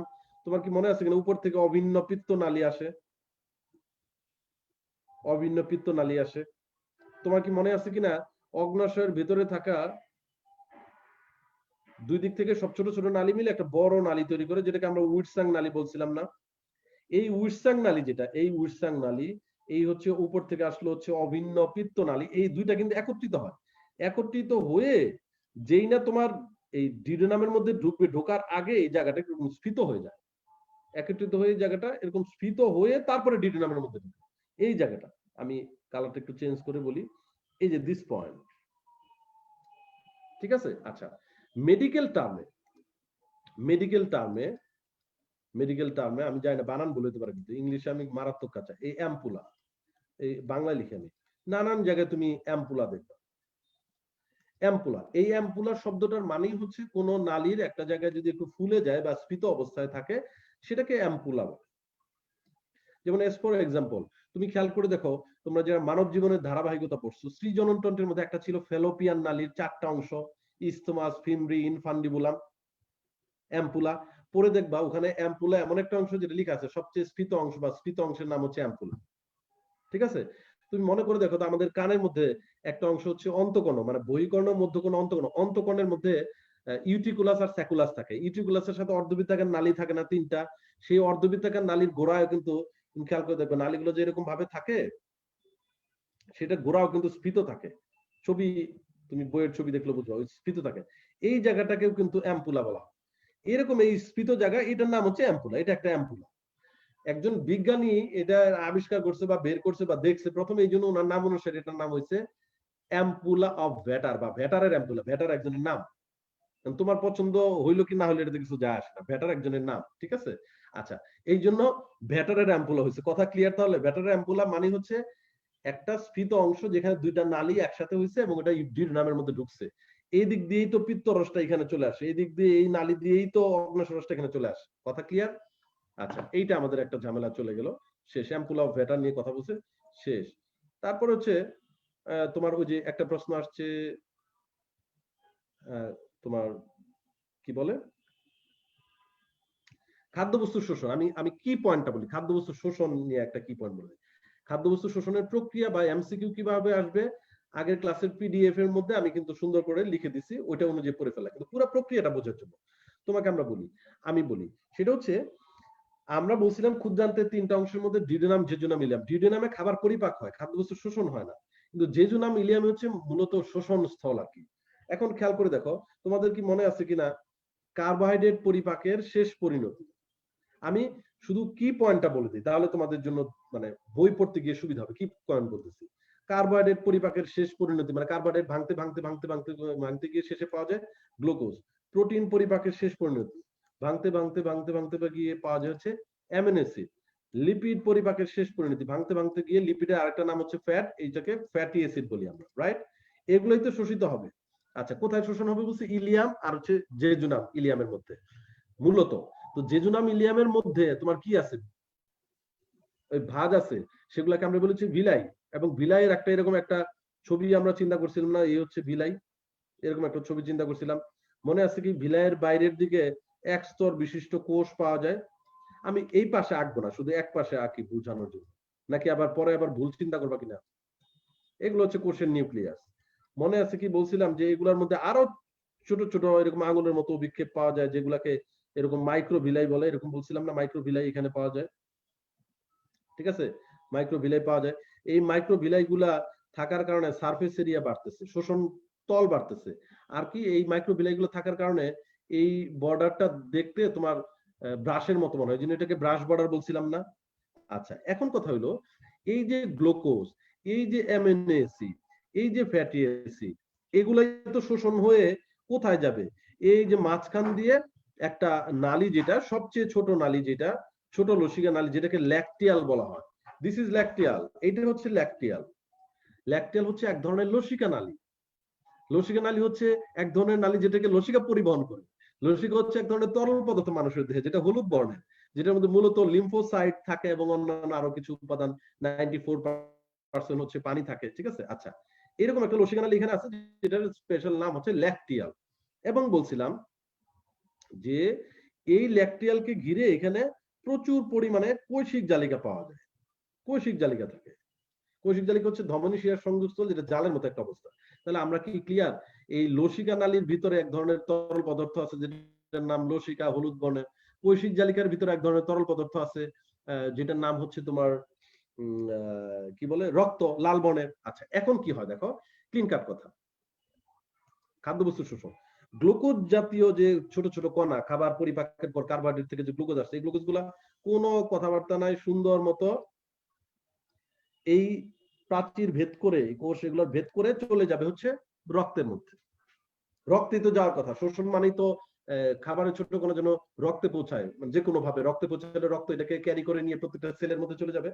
কোষিক জালিকা রক্তে ঢুকলো, amino acid same, amino acid আর গ্লুকোজ হচ্ছে বন্ধু বন্ধু আর কি। দুইজন একসাথে একই পথে গিয়ে সুন্দর কৈশিক জালিকার রক্তের সাথে মিশে এদিক দিয়ে তোমার রক্ত দেহে, আমাদের সারা দেহে চলে গেল, ঘুরতেছে, যেহেতু রক্ত সাইক্লিক ভাবে এটা পরিবাহিত হচ্ছে। কিন্তু এই ফ্যাটি অ্যাসিড যেটা, এটা নিয়ে কথা আছে। এটা নিয়ে কি কথা আছে সেটা বলি, খেয়াল করে দেখো। এই ফ্যাটি অ্যাসিড, মনে করো এখানকার একটা এপিথেলিয়াল কোষকে যদি আমি বড় করে আঁকি, একটা কোষকে আমি অনেক বড় করে আঁকতেছি, এই একটা কোষকে অনেক বড় করে আঁকলাম, কোষের নিউক্লিয়াস দিলাম, হ্যাঁ? তারপরে এই বাইরের দিকে কি থাকে যেন বলছিলাম, এগুলো হচ্ছে তোমার মাইক্রোভিলাই থাকে, যেগুলো হচ্ছে তোমার ওই ব্রাশ বর্ডার তৈরি করছে, হ্যাঁ? ফ্যাটি অ্যাসিড যেটা, এইটার ক্ষেত্রে ভিন্নতাটা কোথায়? লিপিড পরিপাকের শেষ পরিণতি। প্রথম কথা সবসময় মনে রাখবা, আচ্ছা ভালো কথা, কার্বোহাইড্রেট আর প্রোটিনের শেষ পরিণতি হচ্ছে গ্লুকোজ আর অ্যামিনো অ্যাসিড কোথায় ঢুকলো? তারা শোষণের পরে রক্তে প্রবেশ করলো, সরাসরি রক্তে ঢুকলো। কিন্তু লিপিড জাতীয় খাদ্যের শেষ পরিণতি ফ্যাটি অ্যাসিড বা গ্লিসারল, তারা কিন্তু রক্তে প্রবেশ করবে না। মনে রাখবা, যেটা ল, মানে লিপিড, প্রথম অক্ষর ল, ল সবসময় লতে যাবে। তার মানে লিপিড জাতীয় খাদ্যের শেষ পরিণতি যাই হোক না কেন, সেটা সবসময় লসিকা নালীর ভিতরে প্রবেশ করবে। লসিকা নালী মানে কোনটা? এই যে লসিকা নালীর ভিতরে প্রবেশ করবে। তার মানে ফ্যাটি অ্যাসিডটা যাই করুক এখানে, যাই হোক না কেন, সেটা সুন্দর মতো লসিকা নালীর ভিতরে থাকা লসিকার মধ্যে প্রবেশ করবে, লসিকার সাথে মিলে এটা ছড়ায় পড়বে এবং একটা সময় গিয়ে ফাইনালি সে রক্তের মধ্যে যাবে। কিন্তু প্রথমে এখানে যেরকম গ্লুকোজ আর অ্যামিনো অ্যাসিড সরাসরি রক্তে চলে যাচ্ছে, এই ফ্যাটি অ্যাসিড, গ্লিসারল এগুলো সরাসরি রক্তে যায় না, প্রথমে লসিকার মধ্যে যায়, পরে লসিকা থেকে ওটা বিশ্লিষ্ট হয়ে পরে রক্তে যায়, ওটা পরে। ওটা তোমার সাথে এখানে লিখে নাই, ওটা জানানো দরকার নেই, এমসিকিউর জন্য লাগবে। তাহলে তুমি এটুকু ক্লিয়ার না? ফ্যাটি অ্যাসিড চলে যাবে, ল যাবে, লতে শেষ। কার্বোহাইড্রেট আর প্রোটিন বন্ধু বন্ধু, গ্লুকোজ অ্যামিনো অ্যাসিড বন্ধু বন্ধু, একসাথে একই রকম কাজ করে রক্তে ঢুকতেছে। লিপিডটা লতে, লসিকার মধ্যে বা লসিকা নালীর মধ্যে ঢুকে লসিকার মাধ্যমে পরিবাহিত হয়। ঠিক আছে? আচ্ছা, ইউজুয়ালি এই লসিকা নালীর ভিতরে লসিকা থাকে, যে লসিকার বর্ণ হচ্ছে, আমরা হলুদ, বর্ণহীন বলছি কোন জায়গায়, হলুদও বলছি। ঠিক আছে? এখন তুমি খেয়াল করো, লিপিড বা চর্বি এটার কালার কি? যে কোনো লিপিড বা চর্বির ক্ষেত্রে তোমাকে জিজ্ঞেস করলে তুমি মনে করো, ধরো যদি চর্বি দেখে থাকো আর কি, যেমন ধরো এই তোমার বাসায় খাসির মাংস, খাসি কেটে নিয়ে আসছে, ঠিক আছে, তুমি দেখতেছো চর্বি, তাহলে কি কালার দেখছো, তোমার কি মনে করো? সাদা দেখছো না? তাহলে এই লিপিড বা চর্বি যদি সাদা হয়ে থাকে, সেটা যদি এই শোষণের পর লসিকা নালী লসিকার সাথে গিয়ে যুক্ত হয়, তো লসিকার কালারটা চেঞ্জ হয়ে যাবে না? সাদা জিনিস যুক্ত হইতেছে, তাহলে ওটা ওখানে কালার চেঞ্জ হয়ে যাবে। তাহলে মনে রাখবা, যখন এই হলুদ বর্ণের লসিকা চর্বি যুক্ত হওয়ার কারণে, মানে লিপিড জাতীয় খাদ্যের শেষ পরিণতি যেগুলা ফ্যাটি অ্যাসিড গ্লিসারল, এগুলো যুক্ত হওয়ার কারণে সাদা হয়ে গেল, তখন ওই লসিকা যেটা, মানে ওই লসিকা হলুদ বর্ণ, এই লসিকা নামক তরল পদার্থ, সেটার নাম হয়ে যায় কাইল। মনে থাকবে, লসিকার নাম কি হবে? কাইল হবে। লসিকা জিনিসটা কি? এক ধরনের তরল পদার্থ, হলুদ বর্ণের। কাইল কি? এটাও তরল পদার্থ। বর্ণ কি? সাদা। কেন সাদা হয়েছে? কারণ ওটার মধ্যে চর্বি যুক্ত হয়েছে। মানে লিপিড বা চর্বি বা ফ্যাটের শেষ পরিণতি যুক্ত হয়েছে বলে এটা সাদা হয়ে গেছে। ঠিক আছে? কথা ক্লিয়ার? তাহলে আমরা লসিকা আর কাইলের মধ্যে পার্থক্য কি? লসিকার মধ্যে চর্বি বা ফ্যাট নাই, কাইলের মধ্যে আছে, এই পার্থক্য। বুঝে গেছে? কাইল মানে এক ধরনের লসিকা, কিন্তু সেটা স্পেশালিটি হচ্ছে সাদা বর্ণ। কেন সাদা হচ্ছে? চর্বি আছে। শেষ কথা। এখন মাঝখানে আর 1-2 মিনিট সময় নিচ্ছি, তাহলে খাদ্যবস্তু শোষণ নিয়ে কথা শেষ। এই যে ফ্যাটি অ্যাসিড অথবা ধরো গ্লিসারল, যেটাই হোক, এরা এই যে এখান দিয়ে চলে গেল, এটা কি এমনি চলে গেল না, তারা একটু নকশা টকশা করে তারপরে যায়। গ্লুকোজ অ্যামিনো অ্যাসিডের মধ্যে একদম ফটফট করে চলে যায় তা না, নকশা করে। কি নকশা করে? এই ফ্যাটি অ্যাসিড এইটা এপিথেলিয়াল কোষের ভিতরে যাওয়ার পরে, যখন ভিতরে ঢুকলো, এটা দিয়ে কি যাওয়ার পরে ফ্যাটি অ্যাসিড, ধরো এটা ফ্যাটি অ্যাসিডের একটা কণা কি, হ্যাঁ, এইটা ফ্যাটি অ্যাসিডটা গিয়ে আবার ভিতরে গিয়ে লিপিড জাতীয় বস্তুতে কনভার্ট হয়ে যায়। লিপিড জাতীয় বস্তুতে কনভার্ট হয়ে যায়। ফ্যাটি অ্যাসিড এপিথেলিয়াল কোষ ভেদ করে ভিতরের দিকে যাওয়ার সময় লিপিড জাতীয় উপাদানে আবার কনভার্ট হয়। দেখো, ভালো কথা হইছে। এখন হলো এই কোষের সাইটোপ্লাজমের মধ্যে তো প্রোটিন সাবস্টেন্স আছে, সেই প্রোটিন গুলা এসে এটার বাইরে একটা আবরণ তৈরি করবে, লিপিডের বাইরে আবরণ। তাহলে একটা ভিতরে লিপিড, বাইরে আবরণ। কিসের আবরণ? প্রোটিনের আবরণ। তাহলে পুরো জিনিসটা কি, একটা কি দানা তৈরি হলো, লিপোপ্রোটিন তৈরি হলো না? লিপিড প্লাস প্রোটিন মানে লিপোপ্রোটিন এক ধরনের যুগ্ম প্রোটিন। ঠিক আছে? আচ্ছা, এই যে লিপোপ্রোটিন, ঠিক আছে কথা, এই লিপোপ্রোটিন তার মানে রাসায়নিক ভাবে, খেয়াল করে দেখো, আমি তাহলে এটা লিখি, আমি লিখি যে এটা, এই যে আমরা যেটা পাচ্ছি, এটা কি, জিনিসটা কি? এটা হচ্ছে এক ধরনের লিপোপ্রোটিন কণা তৈরি হয়েছে কিসের ভিতরে? সাইটোপ্লাজমের ওই কোষের ভিতরে। এই লিপোপ্রোটিন কণারই একটা বিশেষ নাম হচ্ছে কাইলোমাইক্রন। কাইলোমাইক্রন, মাইক্রন মানে অনেক ছোট, তো এই জন্য কাইলোমাইক্রন বলছে। তাহলে বইয়ের কোথাও যদি তুমি কাইলোমাইক্রন কণা লেখা দেখো, তাহলে কি বুঝবা? সেটা রাসায়নিক ভাবে কি? লিপোপ্রোটিন এক ধরনের। ঠিক আছে? লিপিড প্লাস প্রোটিন এখানে আছে। এখন খেয়াল করো, এই কাইলোমাইক্রনটা কিন্তু তোমার এই কোষ থেকে বের হবে, বের হয়ে কিন্তু লসিকা নালী যে আছে, লসিকা নালীর ভিতরে প্রবেশ করবে। এই যে এখান থেকে বের হয়ে লসিকা নালীর ভিতরে প্রবেশ করবে এই কাইলোমাইক্রন কণা। তার মানে এই কাইলোমাইক্রন কণাকে যদি আমরা আবার একটু আঁকি, ওখান থেকে এসে এখানে চলে আসলো, এই কালার দিয়ে আঁকলাম। কাইলোমাইক্রন কণাটা লসিকা নালীর ভিতরে লসিকার মধ্যে যুক্ত হলো। এইবার নিশ্চয়ই বুঝতে পারছি না? তাহলে খেয়াল করে দেখো, এই কাইলোমাইক্রন কণাটা কিন্তু কোষের সাইটোপ্লাজম থেকে বের হয়ে লসিকা নালীর মধ্যে প্রবেশ করছে। তাহলে এই যে বের হওয়ার যে প্রক্রিয়াটা, সেই প্রক্রিয়াটা দেখবা বইয়ের মধ্যে লেখা আছে হচ্ছে এক্সোসাইটোসিস। কেন এক্সো হয়েছে? কারণ ভিতর থেকে বাইরে বের হয়ে আসছে, এই জন্য এক্সো হয়েছে। আবার বাইরে থেকে যদি ভিতরে যায়, তো ওই প্রক্রিয়ার নামকে এন্ডোসাইটোসিস বলে। সাইটোসিস কথাটা কেন আসছে? সাইটোপ্লাজম থেকে কোনো কিছুর মুভমেন্ট বা সাইটোপ্লাজমকে কেন্দ্র করে যে কোনো কণার মুভমেন্টকে সাইটোসিস, সেই শব্দটা ইউজ করছে। তাহলে এক্সোসাইটোসিস মানে সাইটোপ্লাজম থেকে বাইরে যাবে, এন্ডোসাইটোসিস মানে বাইরে থেকে সাইটোপ্লাজমের ভিতরে ঢুকবে। যদি কোনো জায়গায় পড়ো, যদি এন্ডোসাইটোসিস এখানে বলা নাই, তাহলে কথা ক্লিয়ার?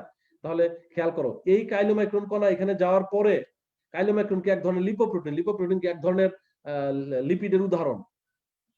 ওই যে লিপিড আছে, সরল লিপিড, যুগ্ম লিপিড, তারপর সংশ্লেষিত লিপিড আছে না এরকম, যুগ্ম লিপিড এরকম বোটানির কোষাসন চ্যাপ্টারে। তো ওই লিপোপ্রোটিন লিপিড বা চর্বি যুক্ত হয়েছে বলি তো ওটা সাদা হয়ে গেছে, এই জন্য কাইলোমাইক্রন থেকে ওটার নাম কাইল হয়ে গেছে। কাইল হয়েছে, লসিকার নামটা কাইল হয়েছে। এখন লসিকার নাম কাইল হলো কেন? কারণ লসিকার মধ্যে কি প্লাস হয়েছে? কাইলোমাইক্রন কণা প্লাস হয়েছে, যুক্ত হয়েছে। ঠিক আছে কথা? তাহলে খাদ্যবস্তু শোষণ নিয়ে কথাবার্তাও কিন্তু শেষ। তাহলে আমি যদি আবার 30 সেকেন্ড বা 1 মিনিটের জন্য বলি, তাহলে কার্বোহাইড্রেট, প্রোটিন, এরা ভাই ভাই, বন্ধু বন্ধু। কার্বোহাইড্রেট থেকে গ্লুকোজ তৈরি হয়, প্রোটিন থেকে অ্যামিনো অ্যাসিড তৈরি হয়। এরাও সুন্দর শোষিত হয়ে সরাসরি রক্তে প্রবেশ করে। কোন রক্ত? কোষিক তালিকার রক্তে। লিপিড জাতীয় খাদ্য কণা, সেখান থেকে ফ্যাটি অ্যাসিড আসবে, গ্লিসারল আসবে, তারা লয়ের ভিতরে ঢুকবে। তার মানে লিপিড জাতীয় খাদ্য কণাগুলো মানে লসিকার ভিতরে ঢুকবে, লসিকার সাথে যুক্ত হবে। এই ফ্যাটি অ্যাসিড, গ্লিসারল তারা যখন যাচ্ছে তখন একটা কণা তৈরি হয়, সেই কণার নাম হচ্ছে কোষভেদ করে কাইলোমাইক্রন কণা। এই কাইলোমাইক্রন কণা লসিকার সাথে যুক্ত হয়, তখন ওই লসিকার নাম হয়ে যায় কাইল। তাহলে কাইল জিনিসটা কি? কাইল সমান, আমরা তাহলে দেখো তো এরকম লিখতে পারি কিনা, কাইল সমান সমান, সরি, কাইল সমান সমান হচ্ছে লসিকা প্লাস কাইলোমাইক্রন, বলা যায় না? কাইলোমাইক্রন, বুঝতে পারছো কি কথাটা? তার মানে লসিকার সাথে যখন কাইলোমাইক্রন যুক্ত হচ্ছে তখনই সেটার নাম কাইল হয়ে যাচ্ছে। কাইলোমাইক্রন হচ্ছে লিপিড জাতীয়, সেই জন্য এটা সাদা বর্ণের, জন্য কাইলকে সাদা বর্ণের বলি। আমার মনে হয় ক্লিয়ার। এটা তোমার ওই যে এই টার্ম গুলো আলিম স্যারের বইয়ের মধ্যে আছে, তোমার আজমল স্যারের বইয়ের মধ্যে আছে। এইবার খুকু চোখ খুললো। ঠিক আছে, সেটা হচ্ছে শোষণের ব্যাপার কথা শেষ। এইখানে আমি এটা তুলে দিছি, যদি কারো ইয়া থাকে, কম্পিনিয়ন বুক যদি না থাকে আপাতত, সেই জন্য আমি এটা তুলে দিলাম। সেটা হচ্ছে যকৃতের রোগগুলা মনে রাখার জন্য, যে প্রদাহ থাকলে কি হবে, যেমন টেকনিক বলছিলাম না, প্রদাহ থাকলেই, আইটিস থাকলে প্রদাহ চিন্তা করবো, যেমন অ্যাপেন্ডিসাইটিস, টনসিলাইটিস, হেপাটাইটিস, মেনিনজাইটিস, কোস্টোকন্ড্রাইটিস, তারপর হচ্ছে তোমার ওই যে সাইনোসাইটিস, তারপরে মধ্যকর্ণের মধ্যে হয় অটিটিস। সব আইটিস মানে হচ্ছে ইনফেকশন, প্রদাহ। অত এটা পারবা। এখানে তুমি দেখো সুন্দর মতো পুরো পেজটা তোমাকে শেয়ার করছি। হেপাটাইটিস, দেখো যকৃতের প্রদাহকে হেপাটাইটিস বললে, লাল কলম ইউজ করি। ঠিক আছে, টনসিলাইটিস তোমাকে জিজ্ঞেস করি, তাহলে এখন পারবা না? টনসিলের প্রদাহ বা ইনফেকশন হলে টনসিলাইটিস। সাইনোসাইটিস পারবা না? আমাদের এখানে যে সাইনাস গুলো, সেগুলোর মধ্যে ইনফেকশন হলে সাইনোসাইটিস বলে। ঠিক আছে, এই দেখো এনসেফালোপ্যাথি যেটা বলছে সেটা হচ্ছে অপসারণে অক্ষম, এই টার্মটা ইউজ করতে বলছিলাম, খেয়াল রাখতে বলছিলাম। কারণ কি, সংজ্ঞা তুলে দিয়ে বলবে যে এটাকে কি বলা হয়। ঠিক আছে, তারপর খেয়াল করে দেখো বাট কায়ারি সিনড্রোম, এটা এক এক জায়গায় এক এক ভাবে ইয়া করছে। ঠিক আছে, দেখো যকৃতে রক্ত সরবরাহের শিরায় ব্লক সৃষ্টি হলে তাকে বাট কায়ারি সিনড্রোম বলে। তাহলে ব্লক শব্দটা থাকলেই আমরা বাট কায়ারি চিন্তা করব। মানে মেডিকেলের প্রশ্ন থাকলে যদি এখান থেকে থাকে, অপশন গুলো এই 4টা 5টা থেকেই তো দিবে, আর তো কোনো কিছু দিবে না। তাহলে ব্লক থাকলে, ব্লক মানে ব দিয়ে বাট কায়ারি সিনড্রোম। আচ্ছা খেয়াল করো, primary biliary cirrhosis, auto immune রোগ, এটা নিয়ে কোনো কথা নাই, অটো ইমিউন রোগ। ঠিক আছে, আচ্ছা তারপর হচ্ছে হেপাটোমেগালি, খেয়াল করো, মেগা, যে কোনো কিছু মেগা অফার চলে না, মেগা অফার বা বড় অফার, মেগা কথাটার মানে তো বড়। তাহলে কোন একটা রোগ যেখানে যকৃত অস্বাভাবিকভাবে বড় হয়ে গেছে, তাহলে এটা কি মেগালি, হেপাটোমেগালি। যকৃত বড় হয়েছে, তার মানে এটার নাম হেপাটোমেগালি। যদি প্লিহা বা স্প্লিন বড় হয়, এটাকে স্প্লেনোমেগালি বলবো। ঠিক আছে কথা? তাহলে এই পিসটা কিন্তু আলিম স্যারের, এটা এইভাবে একটু খেয়াল করে পড়লে সংজ্ঞাগুলো কিন্তু কমপ্লিট। আচ্ছা, কেউ কেউ জিজ্ঞেস করছে যে ওই আলজিহ্বা, উপজিহ্বা, এপিগ্লটিস, এগুলোর ব্যাপারে কিছু বলেন, কারণ প্রশ্ন ছিল। ঠিক আছে, খেয়াল করে দেবে, এখন তোমার ক্লিয়ার হবে।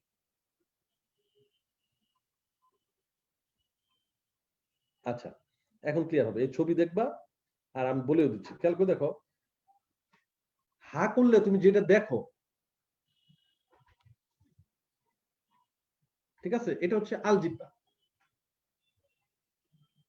বুঝা গেছে? যেটা তুমি দেখো সেটা হচ্ছে আলজিহ্বা। খেয়াল করে দেখো, এই যে হা করলে আমাদের ফিঙ্গার লাইক প্রজেকশন, টনসিলের ঠিক পরে পাওয়া যায় না? টনসিলের ঠিক পরেই, টনসিল যে আমরা দেখি হা করলে, টনসিল মুখের মধ্যে অনেকে ধরো হাকুল টনসিল ফুলে গেছে, আমরা দেখার চেষ্টা করি, নিজে নিজেও দেখা যায়। ঠিক আছে, হ্যাঁ, যেটা তুমি দেখতে পাও সেটা হচ্ছে আলজিহ্বা, ইংরেজিতে উভুলা বলা হয়। আর যেটা তুমি দেখতে পাও না সেটা হচ্ছে উপজিহ্বা বা এপিগ্লটিস। যদিও এটার যে ওয়ার্ড মিনিংটা যেটা লিখছে এটা কিন্তু কিছু কিছু জায়গায় ভুল ভ্রান্তি আছে। তাহলে খেয়াল করে দেখো যে এই জায়গার মধ্যে আমাদের তো বলছিলাম না সামনের দিকে এটা ট্রাকিয়া বা শ্বাসনালী, ট্রাকিয়া বা শ্বাসনালীর শুরুর জায়গাটাতেই তো আমরা ল্যারিংস বা স্বরযন্ত্র বলি, তাই না? তাহলে খেয়াল করে দেখো এই উপজিহ্বা বা এপিগ্লটিস যেটা জিহ্বাকৃতির ঢাকনা, হ্যাঁ, এই ঢাকনাটা এভাবে থাকে। যখন আমরা খাবার খাওয়ার জন্য ঢোক গিলি না তখন এটা নিচের দিকে নেমে আসে। নিচে নেমে আসলে এই জায়গাটা এই প্রবেশ পথটা বন্ধ হয়ে গেল, খাবারটা পিছন দিক দিয়ে নিচের দিকে চলে গেল। ঠিক আছে? তাহলে খেয়াল করো আমরা হা করলে যেটা দেখবো সেটা হচ্ছে আলজিহ্বা, ইংরেজি হচ্ছে উভুলা। আর যেটা দেখবো না, যেটা হচ্ছে তোমার ল্যারিংস বা স্বরযন্ত্রের প্রবেশ মুখকে ঢেকে রাখে ঢাকনার মতো, ঠিক আছে, ঢাকনার মতো কাজ করে, সেটা হচ্ছে উপজিহ্বা বা এপিগ্লটিস। কথা ঠিক আছে? তাহলে আমরা, আমার কাছে মনে হয় যে আমরা যদি সিরিয়ালি চিন্তা করি, প্রথমে ইউ, তারপরে হচ্ছে তোমার এপিগ্লটিসের প্রথম অক্ষর ই, তাহলে ইংলিশ টার্মটা খেয়াল রাখতে হবে। উভুলা প্রথমে, তারপরে এপিগ্লটিস। উভুলাটা আমরা দেখতে পাই, যেটার বাংলা হচ্ছে আলজিহ্বা। এপিগ্লটিস এটা আমরা দেখতে পাই না, যেটার বাংলা হচ্ছে, দেখতে পাই না বলতে মানে এমনি নিজেরা চেষ্টা করলে এটা অত ভিতরে ওইভাবে দেখা সম্ভব না, সেটা হচ্ছে তোমার এপিগ্লটিস বা উপজিহ্বা। আমার কাছে মনে হয় ক্লিয়ার। এই ছবিটা দেখে নিলে তাহলে বুঝতে হবে। তার মানে যেটা দেখতে পাচ্ছি, তাহলে অক্ষরগুলা প্রথমে ইউ, তারপরে ই। ই দিয়ে হচ্ছে উভুলা, ই দিয়ে হচ্ছে এপিগ্লটিস। প্রথমে আমরা দেখতে পাই ইউ, ইউ দেখতে পাই, মানে ইউ মানে তোমাকে দেখতে পাই ইউ, ঠিক আছে? আর যেটা দেখতে পাই না এপিগ্লটিস। আর বাংলা টার্মটা একটু ওইটার সাথে ম্যাচ করে লিখে দিচ্ছি, এটা মনে রাখলা এখানে। আচ্ছা, এই গেল, এটা মনে হয় ক্লিয়ার খুব সম্ভবত, এটা নিয়ে ঝামেলা নাই। আর কি নিয়ে ঝামেলা আছে? আর তো কোনো কিছু নিয়ে ঝামেলা নেই। আচ্ছা, এটা হচ্ছে ওই যে স্নায়ুতন্ত্র কিভাবে ভূমিকা রাখে পরিপাকে, এটাই আমি শেষ কথা বলি। তারপরে তোমাদের এখানে যারা বিভিন্ন প্রশ্ন করছো যেগুলো হচ্ছে তোমার হয়তো এই চ্যাপ্টারের সাথে রিলেটেড না, এগুলো আমি সবগুলো যতগুলো পারি আমি দেখে দেখে উত্তর দিব 10 মিনিটের জন্য। তোমরা অনেক শিশু সুলভ প্রশ্ন যারা করছো তাদের জন্য সেটা বলি। মেডিকেলে তোমার এই স্নায়ুতন্ত্র কিভাবে তোমার ওই খাবার পরিপাকের ক্ষেত্রে ভূমিকা রাখে, সেখান থেকে আসলে এমসিকিউ আসার মতো ওরকম কোনো কিছু নাই। টপিকটাই লেস সিম্পল, দেখো ওটা দাগও দিইনি আমি যেহেতু বই দাগ দিয়ে মার্ক করে দিছি, সেখানে ওরকম ভাবে দেইনি। বাট তারপরে যদি আসে তাহলে সেক্ষেত্রে কিভাবে তুমি মনে রাখবা আমি বলে দিই। সেটা হচ্ছে পরিপাকের স্নায়ুতন্ত্রের ভূমিকা। তিনটা ধাপ লিখছে বইয়ের মধ্যে। একটা হচ্ছে সরি, হ্যাঁ তিনটা লিখছে। একটা হচ্ছে লালাক্ষরণ, একটা হচ্ছে গ্যাস্ট্রিক রসকরণ, আর একটা হচ্ছে অগ্ন্যাশয় রস পিত্তরসকরণ। লালাক্ষরণ, গ্যাস্ট্রিক রসকরণ, অগ্ন্যাশয় রস বা পিত্তরসকরণ, তিনটা। এখন লালাক্ষরণকে কিভাবে হয় লালাক্ষরণটা, মানে তুমি একটু আইডিয়া রাখো, শুধু এমসিকিউ হওয়ার মতো এখানে কোনো লাইন নেই। সেটা হচ্ছে লালাক্ষরণটা কয়েক ভাবে হইতে পারে। কিভাবে হইতে পারে খেয়াল করো। স্নায়ুতন্ত্রের ভূমিকা মানে কি? সবকিছু তো ব্রেন থেকে কন্ট্রোল হয় না। ব্রেন কিভাবে কন্ট্রোল করে সেটা বলছে, যে লালারস কি সবসময় নিশ্চিত হবে নাকি এটাকে কেউ কিন্তু নিয়ন্ত্রণ করতেছে কিনা। তাহলে সবসময় যদি লালারস একেবারে ম্যাসিভ ভাবে নিউট্রিশন তোমার সিক্রেশন হইতে থাকে, লালারস উৎপন্ন হইতে থাকে, তাহলে তো তোমার লালারস পরে আলাদা তোমার বালতি দিয়ে প্রতিদিন সংগ্রহ করতে হবে আর কি, ঠিক আছে? ওটা তো না। নরমালি একটা লেভেল হয়, কিছু সময় বিষয়টাকে সেটা কিভাবে কন্ট্রোল হয়, হচ্ছে খাবার যখন মুখের মধ্যে ঢুকবে, এখানে এমন ভাবে এই স্নায়ুর বিভিন্ন শাখাগুলো এইভাবেই শেষ হয়েছে, এন্ডিংস গুলো এখানে আছে, তারা সিগন্যাল পাঠিয়ে দিবে খাবার যাওয়ার পরে স্বাদের উপর ভিত্তি করে, খাবারের গন্ধের উপর ভিত্তি করে সিগন্যাল ব্রেনে দিয়ে দেবে যে উস্তাদ এই খাবার কিন্তু মুখের মধ্যে আসছে, তাহলে লালারস আগে যেভাবে সাপ্লাই দিতেছিলেন এখন কিন্তু হবে না, সাপ্লাই বাড়ায় দেন। এটাকে সাধারণত হচ্ছে তোমার আনকন্ডিশনাল রিফ্লেক্স বা অনপেক্ষ প্রতিবর্তক ক্রিয়া বলে। প্রতিবর্তক ক্রিয়া বা রিফ্লেক্স কথাটা মানে, রিফ্লেক্স মানে হচ্ছে মনে করো তোমাকে কেউ একজন থাপ্পড় দিল, ঠিক আছে? এখন এটার পরিপ্রেক্ষিতে তুমি কি করো? এখন তোমার মন যদি খুব মনে করো একদম বিশাল বড় মনের অধিকারী, তুমি বলে যাচ্ছে ঠিক আছে থাপ্পড় দিছস, তুই আমার মনে হয় কোনো কারণে আমার উপর খেপা, ঠিক আছে তাহলে আরো দে 2-4টা দে, এটা করতে পারো তুমি। বাট অ্যাকচুয়ালি যেটা হইতে পারে যে তোমার, তুমিও হয়তো রিয়েক্ট করে তুমি একটা থাপ্পড় দিয়ে বসছো। রিফ্লেক্স, প্রতিবর্তক ক্রিয়া বাংলা, মানে কোনো একটা কিছুর ঘটনার কারণে আর কি ঘটলো, তার মানে খাবার মুখে যাওয়ার কারণে কি হইলো, লালারস নিঃসরণ বেড়ে গেল, ঠিক আছে? আনকন্ডিশনাল রিফ্লেক্স, অনপেক্ষ। আনকন্ডিশনাল বাংলা অনপেক্ষ, মানে এত কঠিন টার্ম ইউজ করছে এখানে। হ্যাঁ, আচ্ছা। আর কন্ডিশনাল রিফ্লেক্স, যেটাকে বাংলায় সাপেক্ষ প্রতিবর্ত ক্রিয়া বলে, এটা কোন জিনিস? খাবার মুখে না গেলে কি লালারস নিঃসরণ হবে না? হবে। 3টা সেন্স আছে, ভিজুয়াল, অডিও, অলফ্যাক্টরি। 3টা এখানে খেয়াল করো, এইখানে এখান থেকে শুরু করে নাক, চোখ, কান, এখানে 3টার মধ্যে কিরকম আছে সাপেক্ষ প্রতিবর্ত ক্রিয়া।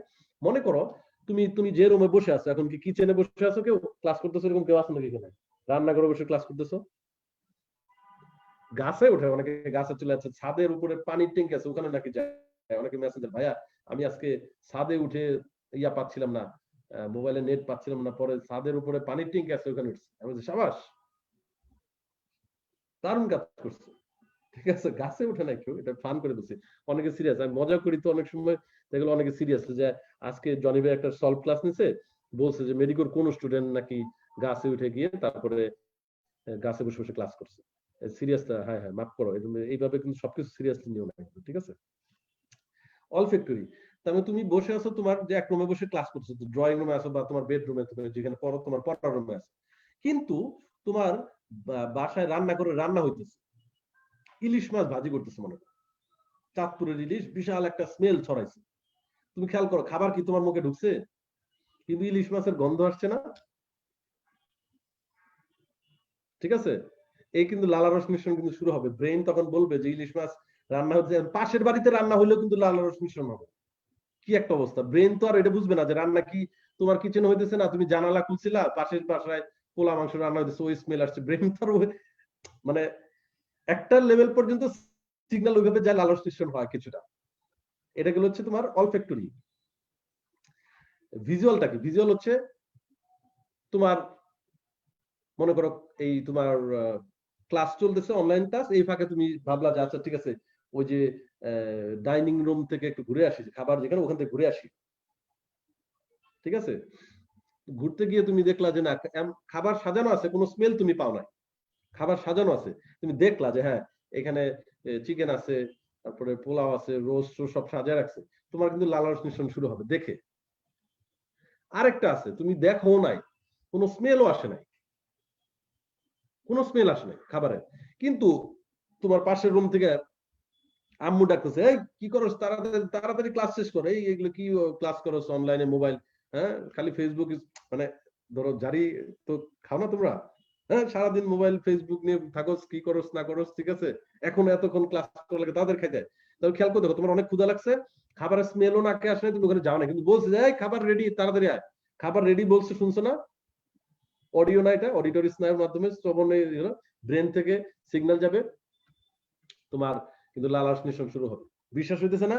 আচ্ছা এবার বলি, তোমাদের ক্লাস শেষ হলে সবার বাসায় তেঁতুলের আচার পৌঁছে দেওয়া হবে, শুনছো? তেঁতুলের আচার পৌঁছে দেওয়া হবে একটু পরে। আমি যে বলছি তাই তো আমার লালারস নিঃসরণ হইতেছে। তার মানে হচ্ছে তোমার তেঁতুলের আচার বলছি, এটা তোমার ব্রেইনে যে একটা ইমেজ চলে আসছে, তাতে করে কিন্তু লালারস নিঃসরণ শুরু হচ্ছে। তার মানে কোনো স্মেল পাও নাই, তুমি দেখো নাই, বাট অডিও একটা শুনে তারপরে। This is called conditional reflex, সাপেক্ষ প্রতিবর্ত ক্রিয়া। এটা বলছো, ওখান থেকে কোনো এমসিকিউ কিছু হবে না, পড়তে চাই অনেকে, এই জন্য বললাম আর কি। ওরকম গ্যাস্ট্রিক রস নিঃসরণ শুরু হবে, যে এটার 3টা পর্যায় বলছে, একটা হচ্ছে স্নায়বিক পর্যায়, গ্যাস্ট্রিক পর্যায়, আন্ত্রিক পর্যায়। এই কথাটা মানে হচ্ছে, স্নায়বিক পর্যায় কথাটা মানে কি, আমাদের পাকস্থলীর মধ্যে তো ভেগাস স্নায়ুর অনেক শাখা আছে, ওই যে কর্টেক্স স্নায়ু 12 জনের মধ্যে ভেগাস স্নায়ু বিস্তৃত, শাখা বিস্তৃত। তো এখন যখন ধরো এবং মুখের মধ্য থেকেও তোমার স্নায়ু, তো এখান থেকে যত সাপ্লাই আছে সেগুলো সব তো শেষ কথা তো ব্রেনেই যাবে।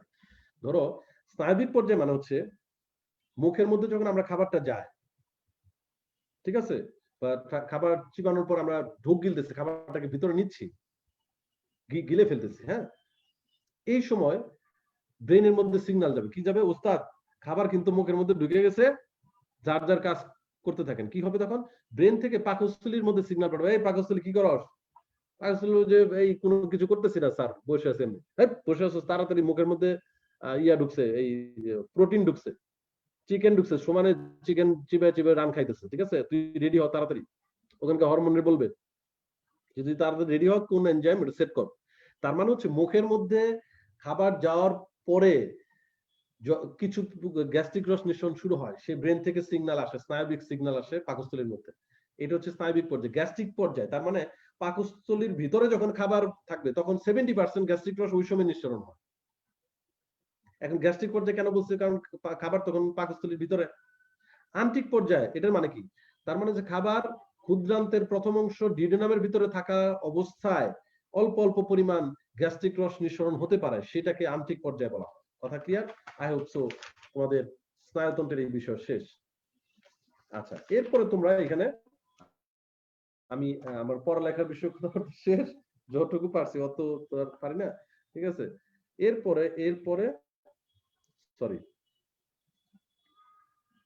হ্যাঁ, এরপরে হচ্ছে তোমার যে প্রশ্ন করছো তোমরা নানানবিধ, এগুলো থেকে আমি কিছু কথা বলার চেষ্টা, কারণ আমাকে তো আসলে কিছু যেগুলো মেডিকেল অ্যাডমিশন টেস্টের সাথে বেশি রিলেট করে সেরকম কিছু টপিক কিন্তু পিক করতে হয়েছে।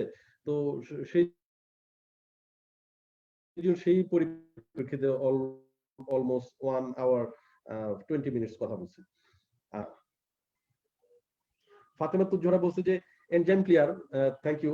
হরমোনটা গুলাই ফেলেছে। আমার মনে হয় তোমাদের আগের ক্লাসের যে শীটটা পিডিএফ ওখানে একটু দেখো কোন জায়গা থেকে নিশ্চিত আজমল স্যারের কথাগুলোকে আমি আমার মতো সাজায় লিখছিলাম, মনে রাখাটা সুবিধা হবে, ঠিক আর কি। না হলে পরে আবার দেখা যাবে, আবার আরো তো রিভিউ ক্লাস টাস আছে, দেখা যাবে। এই যে কাচ্চি খাওয়ার জন্য সবাই খুশি, মানে খাবারের কথা বলছি খুশি আর কি। এনজাইম তো বলে দিলাম, এনজাইম মনে রাখতে পারতেছ না। আবেদা সুলতানা বলছে এনজাইম মনে রাখতে পারি না। বার্গার টার্গার খাইতে চাইলে হবে। আমি কিন্তু তোমাদের কমেন্ট দেখতেছি যেগুলো এখন, সেগুলো থেকে কিছু যদি রিপ্লাই করার মতো থাকে। 10 minutes for comment, then I will finish. সবাই খাবারের কথা বলার পরে তোমরা লালা রস নিয়ে যে যাবাই বলছো সবাই, বাবারে বাবা। এনজাইম গুলো মানে এরকম বলার পরে কেন সমস্যা হচ্ছে? আচ্ছা, একটু ট্রাই করে দেখো, হবে।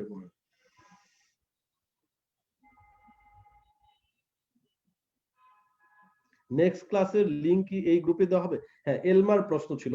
হ্যাঁ, এইভাবেই তোমার মানে, এবং আমরা কিন্তু জুম ইউজ করতেছি। জুম ইউজ না করলে তো আমি তোমার এই যে ছবি আঁকতে পারতাম না, বা তোমাদের যে ম্যাথ মেডিকেল ক্লাস হবে কেমিস্ট্রির ক্ষেত্রে বা ফিজিক্সের ক্ষেত্রে, সেটা জুম ইউজ না করলে তো আমরা ওই স্ক্রিন শেয়ার করে লিখতে পারতাম না। জুম দিয়েই করতেছি, জুমের ক্লাসে এটা। হ্যাঁ, তোমাদেরকে আরো এটা ইজি অ্যাক্সেস এর জন্য কিন্তু আমরা এই প্রক্রিয়ার মধ্যে আসছি আর কি। Very easy. তুমি জাস্ট তোমার নোটিফিকেশন আসছে, ফেসবুকের মধ্যে নোটিফিকেশন আসছে, আর ক্লাস টাইমে তুমি গ্রুপে চলে আসলে আমাদের যারা টিমের লোক থাকে তারাও তোমাকে ওই কমেন্ট করলেই তোমার লিংক না পেলে লিংক দিয়ে দিবে। একটু রিফ্রেশ করতে থাকলে নোটিফিকেশন চলে আসে, তখন ওটার মধ্যে তুমি জয়েন করলে হবে। আর ক্লাস তো গ্রুপে থাকবে, অফকোর্স তোমাদের ক্লাস গ্রুপে থাকবে, অডিটর কিচ্ছু নাই। আচ্ছা, কমেন্ট গুলা মানে তোমরা যারা যারা অনেক কমেন্ট করছো তাতে কাইলোমাইক্রনটা কি, মানে কাইলোমাইক্রন হচ্ছে সায়েন্টিস্টরা একটা নাম দিছে। ওই লিপোপ্রোটিন যে দানা তৈরি হয়, কণা তৈরি হয় এপিথেলিয়াল কোষ ভেদ করার সময়, শোষণের সময়, তখন ওইটাকে সায়েন্টিস্টরা নাম দিছে, নাম কাইলোমাইক্রন। আচ্ছা, আমি তোমাদের এত কমেন্ট, বাবার বাবা, আমি কমেন্ট গুলো দেখতেছি, আমি তো শেষ। ইংলিশ সলভ হবে না, সীমান্ত বলছি ইংলিশ সলভ হবে না। ইংলিশ সলভ বলতে ইংলিশের জন্য। আচ্ছা, তোমাদের রুটিনটাকে যদি আমি একটু বলি 1 মিনিটের জন্য। রুটিনের মধ্যে ইংলিশ আর জিকে যে পেজ দেয়া আছে সেগুলা কিন্তু তোমার বই থেকে তোমরা পড়বা। বাট আপাতত অনেকে যেহেতু বই হাতে নাই, সেই জন্য কিন্তু আমরা ওই বইয়ের পেজ গুলা কিন্তু দিয়ে দিচ্ছিলাম, ওই পেজ থেকে পড়ে ফেলবা। এছাড়া ইংলিশ আর জেনারেল ক্লাস তো হবে, সেটার জন্য আলাদা। আপাতত ওই বই থেকে সাধারণ জ্ঞান আর ইংরেজি অল্প অল্প করে পড়লে কিছুটা পড়া হবে। ওই দেখবা যে সাধারণ জ্ঞান 2 পৃষ্ঠা দেওয়া হয়েছে, ওইটা থেকে কিন্তু তোমার মার্কস ডিস্ট্রিবিউশন আজকে দেখছো। প্রত্যেকটা পরীক্ষা, রেগুলার এক্সামে, স্পেশাল এক্সামে শুধুমাত্র বেসিক সাবজেক্ট, ধরো জিওলজি হলে জিওলজি, বোটানি হলে বোটানি, এটা ওখান থেকে সাধারণ জ্ঞান থাকবে না। রেগুলার এক্সাম যেটা 100 মার্কস, সেখানে কিন্তু সাধারণ জ্ঞান ইংরেজি থাকবে। এবং রেগুলার এক্সামে তোমার 85 থাকবে হচ্ছে বেসিক সাবজেক্ট থেকে, 10 থাকবে তোমার হচ্ছে কি বলে এটাকে, ইংলিশ থেকে, আর 5 থাকবে হচ্ছে জেনারেল নলেজ থেকে। এবার প্রত্যেক দিনই কিন্তু রেগুলার এক্সাম গুলো 100 নম্বরে যেটা হবে এইভাবে থাকবে, ঠিক আছে, খেয়াল রাখবা। আচ্ছা, তানজিন মুনিয়া এই ক্লাসের রেকর্ডটা দিবেন। রেকর্ড এখানে আছে, তোমরা মুনিয়া মনে হয় কি আর আর কোথাও ক্লাস করো কিনা? এটা আছে, এখানেই থাকবে, তুমি গ্রুপে ঢুকলে দেখতে পারবে এখানে, পরে মানে কালকে ঢুকলে পাবো।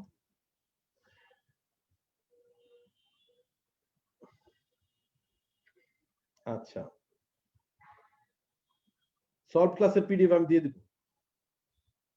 অনেক কমেন্ট আমি দেখতেছি যেগুলা, তোমরা এই যে বললাম যে যেগুলো দরকারি কমেন্ট ওগুলা করলে তাহলে আর তোমরা এই যে গল্প করতে গিয়ে তো ঝামেলা করতেছো। আচ্ছা আচ্ছা, নাসরিন সুলতানা আইডি, এটা এখন হয়তো অনেক স্টুডেন্ট তার মানে ফ্যামিলির আইডি ইউজ করে, অতএব নাম বলা যাবে না, নাম কি এটা বলা যাচ্ছে না। বলছে যে পরিপাক গ্রন্থি কি বহিঃকরা গ্রন্থি না অন্তঃকরা গ্রন্থি, খেয়াল করে দেখো। পরিপাক গ্রন্থি বলতে তো একটা জিনিসকে বোঝায় না। পরিপাক গ্রন্থি বলতে তোমার বোঝায় হচ্ছে লালা গ্রন্থি, তারপর গ্যাস্ট্রিক গ্রন্থি, তারপর হচ্ছে আন্টিক গ্রন্থি, তারপর যকৃত, তারপর অগ্নাশয়, রাইট? তুমি জিজ্ঞেস করছো যে বহিঃকরা গ্রন্থি না অন্তঃকরা, কোন গ্রন্থি থেকে যদি এনজাইম নিঃসৃত হয় সেটা বহিঃকরা গ্রন্থি, সেই হিসেবে লালা গ্রন্থি বহিঃকরা গ্রন্থি, গ্যাস্ট্রিক গ্রন্থি বহিঃকরা তোমার গ্রন্থি, ঠিক আছে? তারপর সরি, কি বলে, এই ব্যাখ্যাটা দিই, আমি যেটা বলতে চাচ্ছি আসলে, পরিপাকের জন্য যে গ্রন্থিগুলা সেগুলা বহিঃকরা না অন্তঃকরা এইভাবে আলাদা না করে ইন্ডিভিজুয়ালি প্রত্যেকটা গ্রন্থি বহিঃকরা না অন্তঃকরা এটা আলাদা করতে হবে। তার মানে তুমি যখন ধরো লালা গ্রন্থি পড়তেছো, লালা গ্রন্থি থেকে শুধু এনজাইম নিঃসৃত, কোনো হরমোন নিঃসৃত হয় না, তাহলে এটা বহিঃকরা গ্রন্থি।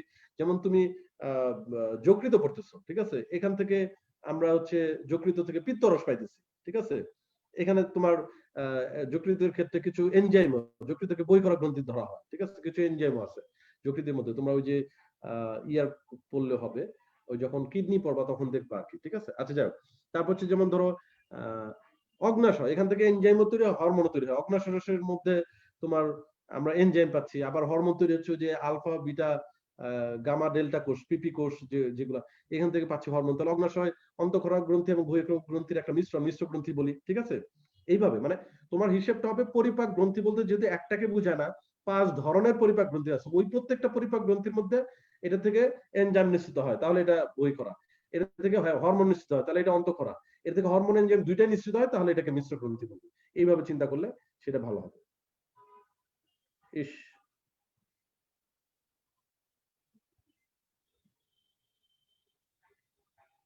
লিভার যকৃত বহিঃকরা গ্রন্থি, এজ আই নো। আচ্ছা, তারপরে জান্নাত বলছে যে পারা প্রশ্নই ভুল হয়, এটা কিভাবে সলভ করবো? এটা ভুল কথা, পারা প্রশ্ন কখনো ভুল হয় না। ওটা নিয়ে তোমার দুইটা কারণ হতে পারে, একটা হলো হয় তুমি কনফিউজ ছিলা মানে মানে পরীক্ষার প্রশ্নের উত্তরটা কনফিউজ ছিল, এটা হতে পারে, ঠিক আছে। অথবা অথবা যেটা হতে পারে সেটা হচ্ছে তুমি তাড়াহুড়া করছো, এটার ব্যাপারে একটু কেয়ারফুল থাকবা। তার দুইটা কারণ, যে একটা হলো তুমি কনফিউজ, আর একটা হলো তুমি তোমার তাড়াহুড়া করছো, ঠিক আছে। কনফিউশনটা কখন হয়? যখন তোমার ওটা ক্লিয়ার কাট পড়া নাই। একটা জিনিস যদি তোমাকে বলে, এই তোমার নাম কি, তোমার বাবার নাম কি, কনফিউশন হবে? মানে এটা এতবার পড়ছো, এতবার শুনছো, এতবার লিখছো, পড়ো তো নাই, মানে শুনছো আর কি, সেই হিসেবে নিজের নাম তো ভুল হবে না। কিন্তু যদি জৈব যৌগ থেকে একটা প্রশ্ন করা হয়েছে যে বলো দেখি ডেটলের উপাদান কোনটি, তাহলে কিন্তু তুমি কনফিউজ হয়ে যাচ্ছ, কারণ কি ওই জিনিসটা ঠিক এতবার পড়া হয় না। যে জিনিস কম পড়া হয়েছে বা টেকনিক্যালি মনোযোগ দিয়ে কম পড়া হয়েছে, সেটা কিন্তু তোমার কনফিউশন হবে। ওইটা একটা কারণ। এটার সমাধান তাহলে কি পড়তে হবে বেশি? একবার, অনেকে আছে একবার পড়েই একটা ধাঁচ আছে কি 12 বছর ওই স্টাইলে আমরা পড়ছি, তো আমরা সবাই তো ধরো আইনস্টাইন, সবাই স্টিফেন হকিংস, নিউটন, ঠিক আছে, তারপরে ওই যে গ্যালিলিও, সবাই এই লেভেলের ব্রিলিয়ান্ট আর কি। যার কারণে আমরা করি কি একটু একটু দেখে শুনেই মনে করো পরীক্ষার হলে দৌড়, তারপরে তো মনে করো সৃষ্টিশীলতা কাকে বলে, লিখতেছি শেষই হয় না। আর কাগজ নেই পরীক্ষার হলে, কাগজ নিলে একটা ভালো লাগা কাজ করে, সমানে দৌড়ে যেতেছি কাগজ নিতেছি, দৌড়ে যেতেছি কাগজ নিতেছি, চারপাশে একটা আলোড়ন তৈরি হয়ে গেছে, আরে ও তো আজকে একদম পরীক্ষা উড়াই ফেলতেছে, ঠিক আছে। সৃষ্টিশীলতা, আমি তোমাদের প্রথম ক্লাসে বলছিলাম মেডিকেল অ্যাডমিশন টেস্ট, এটা হচ্ছে মোস্ট ইম্পর্টেন্টলি কে কত বেশি ইনফরমেশন মনে রাখতে হবে সেটার উপর ডিপেন্ড করবে। তার মানে আগের মতো করে একবার পড়লাম, একটা গোছাই বলছি, ধারণা নিচে এবার লিখে দেবো, এইটা সিস্টেম না, কিন্তু রিভিশন দিতে হবে। রিভিশন দিলে যত বেশিবার রিভিশন দিতে পারবে তত ভালো হবে, কনফিউশন কম হবে। দ্বিতীয়ত তাড়াহুড়া, অনেকে আছে কি এক্সামের কোশ্চেন একটা অ্যান্সার ক্লিক করার আগেই দেখা গেল আরেকটা, পরে কি আছে ওটা দেখা শুরু করে, পড়া শুরু করে। নো, একটা আমি ক্লিক করলাম অ্যান্সার, ওটার অ্যান্সার হয়ে যাওয়ার পরে দেন আমি আরেকটা পড়তে যাব, আরেক প্রশ্ন পড়তে যাব। এইটা তাড়াহুড়া করতে গেলে অনেক সময় জানা, হ্যাঁ জানা জিনিসগুলো। তবে তবে এটাও কথা যে যতই আমি জ্ঞান দিই না কেন, এটা ঠিক যে তোমার জানা জিনিসও তোমার এরকম হইতে পারে।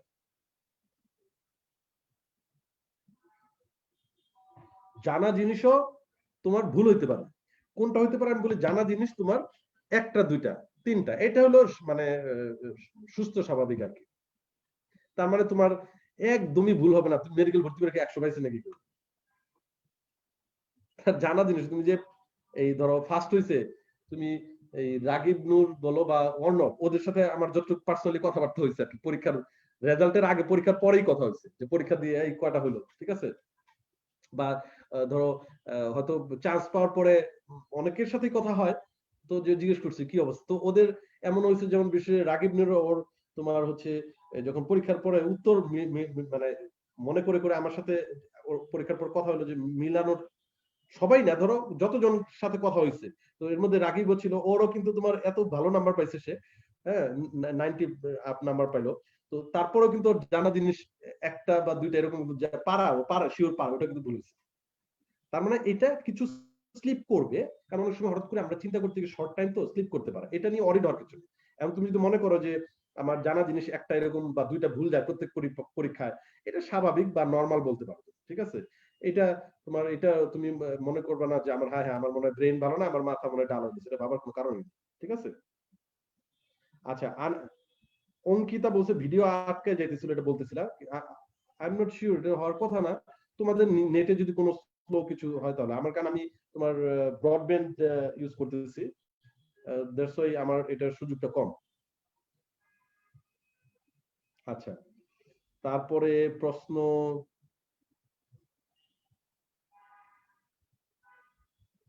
বাবারে বাবা তোমাদের রাইসা ইসলাম অ্যাড্রেস, কিসের অ্যাড্রেস? আই ডোন্ট নো কিসের অ্যাড্রেসের কথা বলতেছ, আমি জানি না কিসের অ্যাড্রেস বললাম।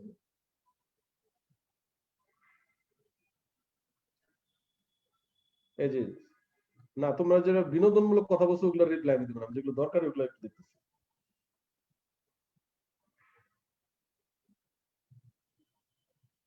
আচ্ছা, যেমন শাকিল বলছে, শাকিল ভালো ছেলে, শাকিল শাকিল বলছে যে মেডিকোর রুটিন অনুযায়ী 2 দিনে একটা চ্যাপ্টার পড়াই কি এনাফ, নাকি অন্য চ্যাপ্টারও পড়া ট্রাই করতে হবে?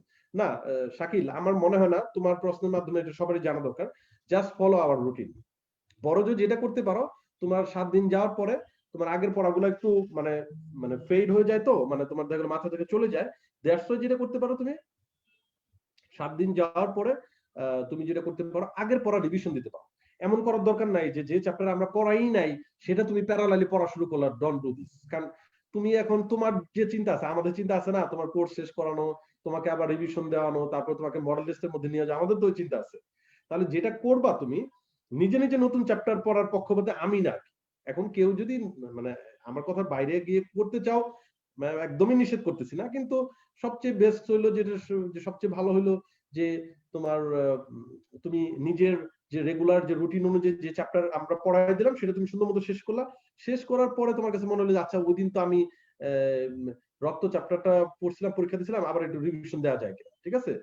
হ্যাঁ, তো তখন তুমি সেটা রিভিশন দিতে পারো, সেটা অসুবিধা নেই। শাকিলের প্রশ্ন উত্তর পেয়ে গেছে। আচ্ছা, ফারদিন আব্দুল্লাহ বলছে যে এই টপিক কি আজকেই কোশ্চেন করা যাবে? হ্যাঁ, এই সলভ ক্লাসের সময় টপিক রিলেটেড কোশ্চেন করতে হবে তোমাদেরকে। তবে তোমাদের গ্রুপটাকে আমি আরেকটু সাজাবো। সেটা হচ্ছে যে প্রত্যেকটা সাবজেক্টের জন্য একটা করে পোস্ট থাকবে, যে পোস্টের নিচে তোমরা ওই সাবজেক্ট রিলেটেড প্রশ্ন করতে পারবে। তো বোটানির জন্য একটা থাকলো, ওই পোস্টের নিচে তুমি ওই বোটানির নিচে তুমি হচ্ছে পোস্টের নিচে তুমি কমেন্ট করলা যে আমার এইটা প্রবলেম এই চ্যাপ্টারে, তখন ওই আমাদের টিচাররা ওটার মধ্যে ইনভলভ থাকে। টিচাররা যখন সময় পেয়ে যাবে তখন তারা ওইটাতে রিপ্লাই দিয়ে দিবে। জিওলজির জন্য আলাদা পোস্ট থাকবে, কেমিস্ট্রির জন্য আলাদা, ফিজিক্সের জন্য, জেনারেল নলেজ, ইংলিশ আলাদা আলাদা পোস্ট থাকবে। ওটা তো করলে হবে। আর সলভ ক্লাসগুলোতে যে চ্যাপ্টারের উপরে সলভটা সেটা করলে আর কি। আচ্ছা, ভিলাই আর ভিলাস কি একই জানি? এটা সিঙ্গুলার প্লুরাল, ভিলাই আর ভিলাস, ঠিক আছে? অগ্নাশয়ের কোনো মেডিকেল টার্ম না, আমি অগ্নাশয়ের কোনো মেডিকেল টার্ম পাই নাই। কে যেন জিজ্ঞেস করছো, তোমার নাম আরবিতে লেখা, অতএব আমি জানি। ফাতেমা তুজোরা বলছে এক্সাম টাইম কি বাড়ানো যায়? এইটা অ্যাকচুয়ালি সুযোগ নাই, এই কারণেই, কারণ হচ্ছে তোমার এটা ধরো আমরা তো সবাইকে সেম টাইম দিচ্ছি, তাহলে তোমার এটা অ্যাডজাস্ট করে নিতে হবে। এবং এবং অফকোর্স যেটা করতে হবে সেটা হচ্ছে তোমার পড়ার যদি ভালো মতো থাকে তাহলে তো আর অত চিন্তা করতে হয় না। তোমার পড়ায় ঘাটতি হলে কিন্তু তখন সময় বেশি লাগবে, চিন্তা করে করে এটা যেন কি ছিল, নটন নটন পায়রাগুলি, তারপরে যেন কি ছিল, এরকম না। তোমার পড়া থাকলে তখন হবে। এবং সবাইকেই কিন্তু আমরা সেম টাইম দিচ্ছি, যেহেতু এখন বৃত্ত ভরাট করতে হচ্ছে না। তোমার মেইন পরীক্ষায় ধরো তোমার 60 মিনিট, হ্যাঁ, 60 মিনিটের মধ্যে তোমার কমপক্ষে 5 মিনিট যাবে হচ্ছে মেইন পরীক্ষা ওএমআর এর মধ্যে তুমি নাম লিখবা, সিগনেচার করবা, রোল নাম্বার, রেজিস্ট্রেশন নাম্বার, এগুলো ফিল আপ করতে হবে তো 60 মিনিটের মধ্যেই। তাহলে 55 মিনিট যদি বৃত্ত ভরাট করা হয়, বৃত্ত ভরাট ছাড়া তুমি মানে 40 মিনিট হইতে পারে ম্যাক্সিমাম। তো আমরা একটু কমায় দিচ্ছি যে তোমার যেহেতু বই বলে দিচ্ছি আমরা আজমল স্যার বা আলিম স্যার থেকে, তোমাকে পড়ায় দিচ্ছি এমন ভাবে, বা তোমাকে এমন ভাবে রেডি করার চেষ্টা করতেছি যেটা আমরা বিশেষ করি 35 মিনিট, এবং এতদিন ধরে যারা পড়তেছে ওইভাবেই দিচ্ছে, অতএব 35 মিনিট।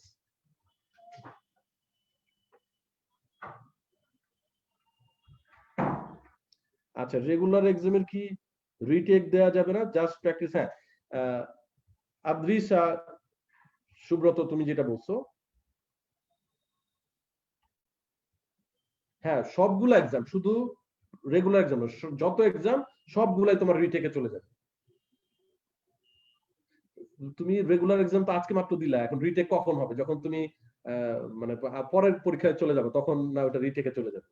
তার মানে তোমার যদি মনে হয় ভবিষ্যতে 1 সপ্তাহ পরে তুমি পরিপাক শোষণ পড়ে এই প্রশ্ন তোমার এখানে থাকবে, তুমি আবার মনে করলে আচ্ছা ঠিক আছে আমি 20 মিনিট একটু আবার আগের পরীক্ষাটা দিতে পারি কিনা, ওই প্রশ্ন কিন্তু রিটেক দেওয়া যাবে, তুমি নাম্বারও দেখতে পারবা, কোনগুলো ভুলে সেটাও দেখতে পারবা। ঠিক আছে, ধীরে ধীরে কিছুদিন পরীক্ষা ক্লাস করো, 7 দিন করলেই সব ওকে হয়ে যাবে। আচ্ছা, অর্ণব, উবুলার কাজ কি? ওটা তো দেখলাই, উবুলা মানে হচ্ছে আলজিব্রা। ওটার কাজ মূলত অ্যাকচুয়ালি তোমার ওই খাবারটা যেন তোমার একটু এই পথে গলবিল থেকে এই টার্ন নিল না, একটু ঘুরে গেল, যেতে পারে, এই জন্য মনে হয় একটা ভূমিকা আছে। আমি ঠিক বইয়ের মধ্যে ওইভাবে ক্লিয়ার করে লিখে দেয়। আচ্ছা, আমার মনে হয় আমাদের টিচার ডাক্তার নিশাত তাসনিম, সেও পরিপাক ক্লাস নেয়। মানে আমাদের মেডিকেল টিচার্স প্যানেল তো ফিক্স করা, ধরো পরিপাক ক্লাসের জন্য নির্দিষ্ট 3-4 জন টিচার আছে, এর বাইরে অন্য কেউ নিবে না। তারপর ধরো ল্যাবরেটরি নিরাপদ ব্যবহার, রাসায়নিক পরিবর্তন ফিক্স করা টিচার। আর ধরো বোটানির ক্ষেত্রে তোমার কোর্স ও এর গঠন, এই চ্যাপ্টার ফিক্স টিচার, যেন ক্লাসগুলো আরো বেটার হয় সেই জন্য ওরকম ভাবে। এবং নিশাত কিন্তু আমাদের মানে আমাদের হচ্ছে আমার প্যারালাল টিচার, নিশাদও কোনো কোনো গ্রুপে নেয়, ও এই জন্য রিপ্লাই দিচ্ছে। আমরা কিন্তু সবগুলো ক্লাসেই 2 জন করে টিচার, কিন্তু আমি আছি, আবার তোমাদের কমেন্টে রিপ্লাই দিচ্ছে নিশাত তাসনিম, ও কিন্তু এরকম ভাবে 2 জন সব ক্লাসেই থাকে। আচ্ছা, আমি কমেন্ট মোটামুটি এতগুলো কমেন্ট দিচ্ছি, অনেক তোমরা যে এলোমেলো কমেন্ট দিছো, যার কারণে আমি যতটুকু পারলাম দেখলাম আর কি। আচ্ছা, আফিয়া বলছে যে পিডিএফ ওপেন হয় না, এই জন্য এটা যেটা করতে হবে, তোমরা অনেকে যে ফায়ারফক্স দিয়ে ফেসবুকে লগ ইন করো, এটা না করে গুগল ক্রোম আছে একটা, গুগল ক্রোম দিয়ে তারপরে যদি ফেসবুকে লগ ইন করো তখন পিডিএফটা সুন্দর মতো ডাউনলোড হয়ে যাবে।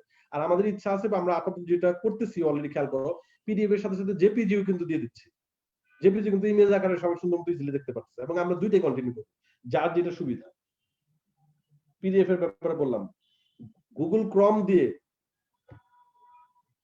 ঠিক আছে, ক্রোম ক্রোম দিয়ে, ক্রোম ইউজ করে, ফায়ারফক্স না, ক্রোম ইউজ করে ফেসবুকে লগ ইন করলে পিডিএফ ডাউনলোড করা যায়। তোমাদের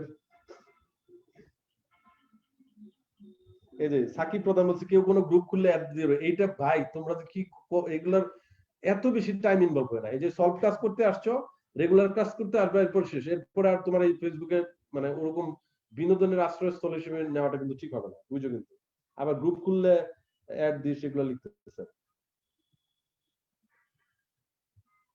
একই প্রশ্ন বারবার। সো মানে মোটামুটি বলে ফেলছি।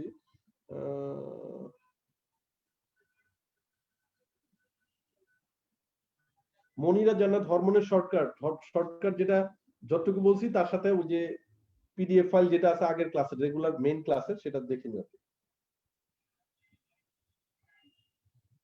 ইসমত রিয়া বলছে মনে রাখার কৌশলগুলো পোস্ট করলে। ও আচ্ছা, তুমি তো ভিডিও দেখতেছো, ভিডিও না দেখে ওটা তো সাথে সাথে ভয়েসটা না শুনলে তুমি তো মানে ওটা মনে রাখার কৌশল শুধু লিখে দিলে তো এটা কিভাবে হয়? আই ডোন্ট নো, তুমি দেখতে ইচ্ছে করলে ক্লাস তো থাকবে, তুমি দেখে নিলা। আর কম্পেনিয়ন বুকের মধ্যে এগুলো ম্যাক্সিমাম টেকনিক, অনেকগুলো আরো এক্সট্রা কিছু টেকনিক আছে যেগুলো লেখা আছে আর কি।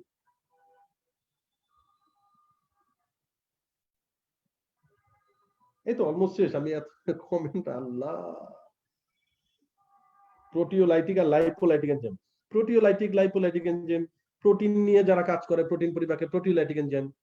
লাইপোলাইটিক শব্দটাও যে লিপিডের সাথে রিলেটেড, ওটা বলে ফেলছি।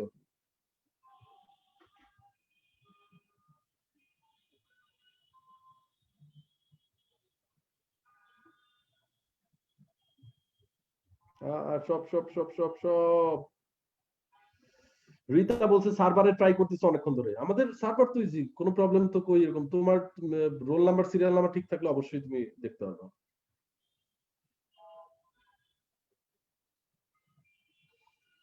একজন লিখছে যে জিহ্বার স্বাদ গুলা নষ্ট বা ছিন্ন হয়ে যায় এবং প্রতিস্থাপিত, এখানে প্রতিস্থাপিত হওয়ার কথা বলছে কি মানে? তো আমার টেস্ট বার যদি নষ্ট হয়ে যায়, সেটা আবার নতুন টেস্ট বার তৈরি হয়, সেটা মিন করছে কি স্বাদ কুড়ি। জুই এনজাইমের নামে গন্ডগোল লাগে, ক্লিয়ার। যকৃতের বিপাকীয় টপিকটার মধ্যে তোমার হেডলাইন গুলা মনে রাখলা, ওই যে বিপাকীয় ভূমিকা যেগুলা টেকনিক বলছিলাম সেটা মনে রাখলা। আর শোষণ তো বলছি। আর ওখানে বিপাকের মধ্যে কিছু সংজ্ঞা আছে, সেগুলো দেখতে পারো বিপাকের, যকৃতের বিপাকের মধ্যে। যেমন ধরো গ্লাইকোজেনেসিস, গ্লুকোনিওজেনেসিস। মনে রাখবা সবসময়, জেনেসিস কথাটার মানেই হচ্ছে কোনো কিছু তৈরি হওয়া বা সৃষ্টি হওয়া বা গঠিত হওয়া। যেমন স্পারমাটোজেনেসিস, ওজেনেসিস, গ্যামেটোজেনেসিস, গ্যামেট তৈরির প্রক্রিয়াকে বলে। অর্গানোজেনেসিস, অর্গান তৈরির প্রক্রিয়াকে বলা হয়। একইভাবে তুমি খেয়াল করো, প্রত্যেকটা শব্দের শুরু দেখবা, শেষে দেখবা জেনেসিস শুরুতে কি আছে দেখবা। যেমন গ্লাইকোজেনেসিস, গ্লাইকোজেন প্লাস জেনেসিস, তার মানে এখানে কি তৈরি হয়? গ্লাইকোজেন তৈরির প্রক্রিয়াটাকে গ্লাইকোজেনেসিস বলে। গ্লাইকোজেন কোথেকে তৈরি হবে? গ্লুকোজটা যকৃতে সঞ্চিত হয়, ওই সঞ্চিত অবস্থার নামই তো গ্লাইকোজেন। তার মানে গ্লুকোজ থেকে গ্লাইকোজেন তৈরির প্রক্রিয়াকে গ্লাইকোজেনেসিস বলে।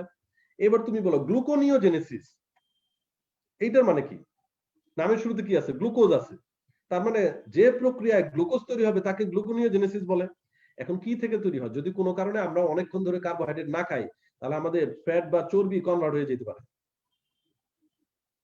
ঠিক আছে?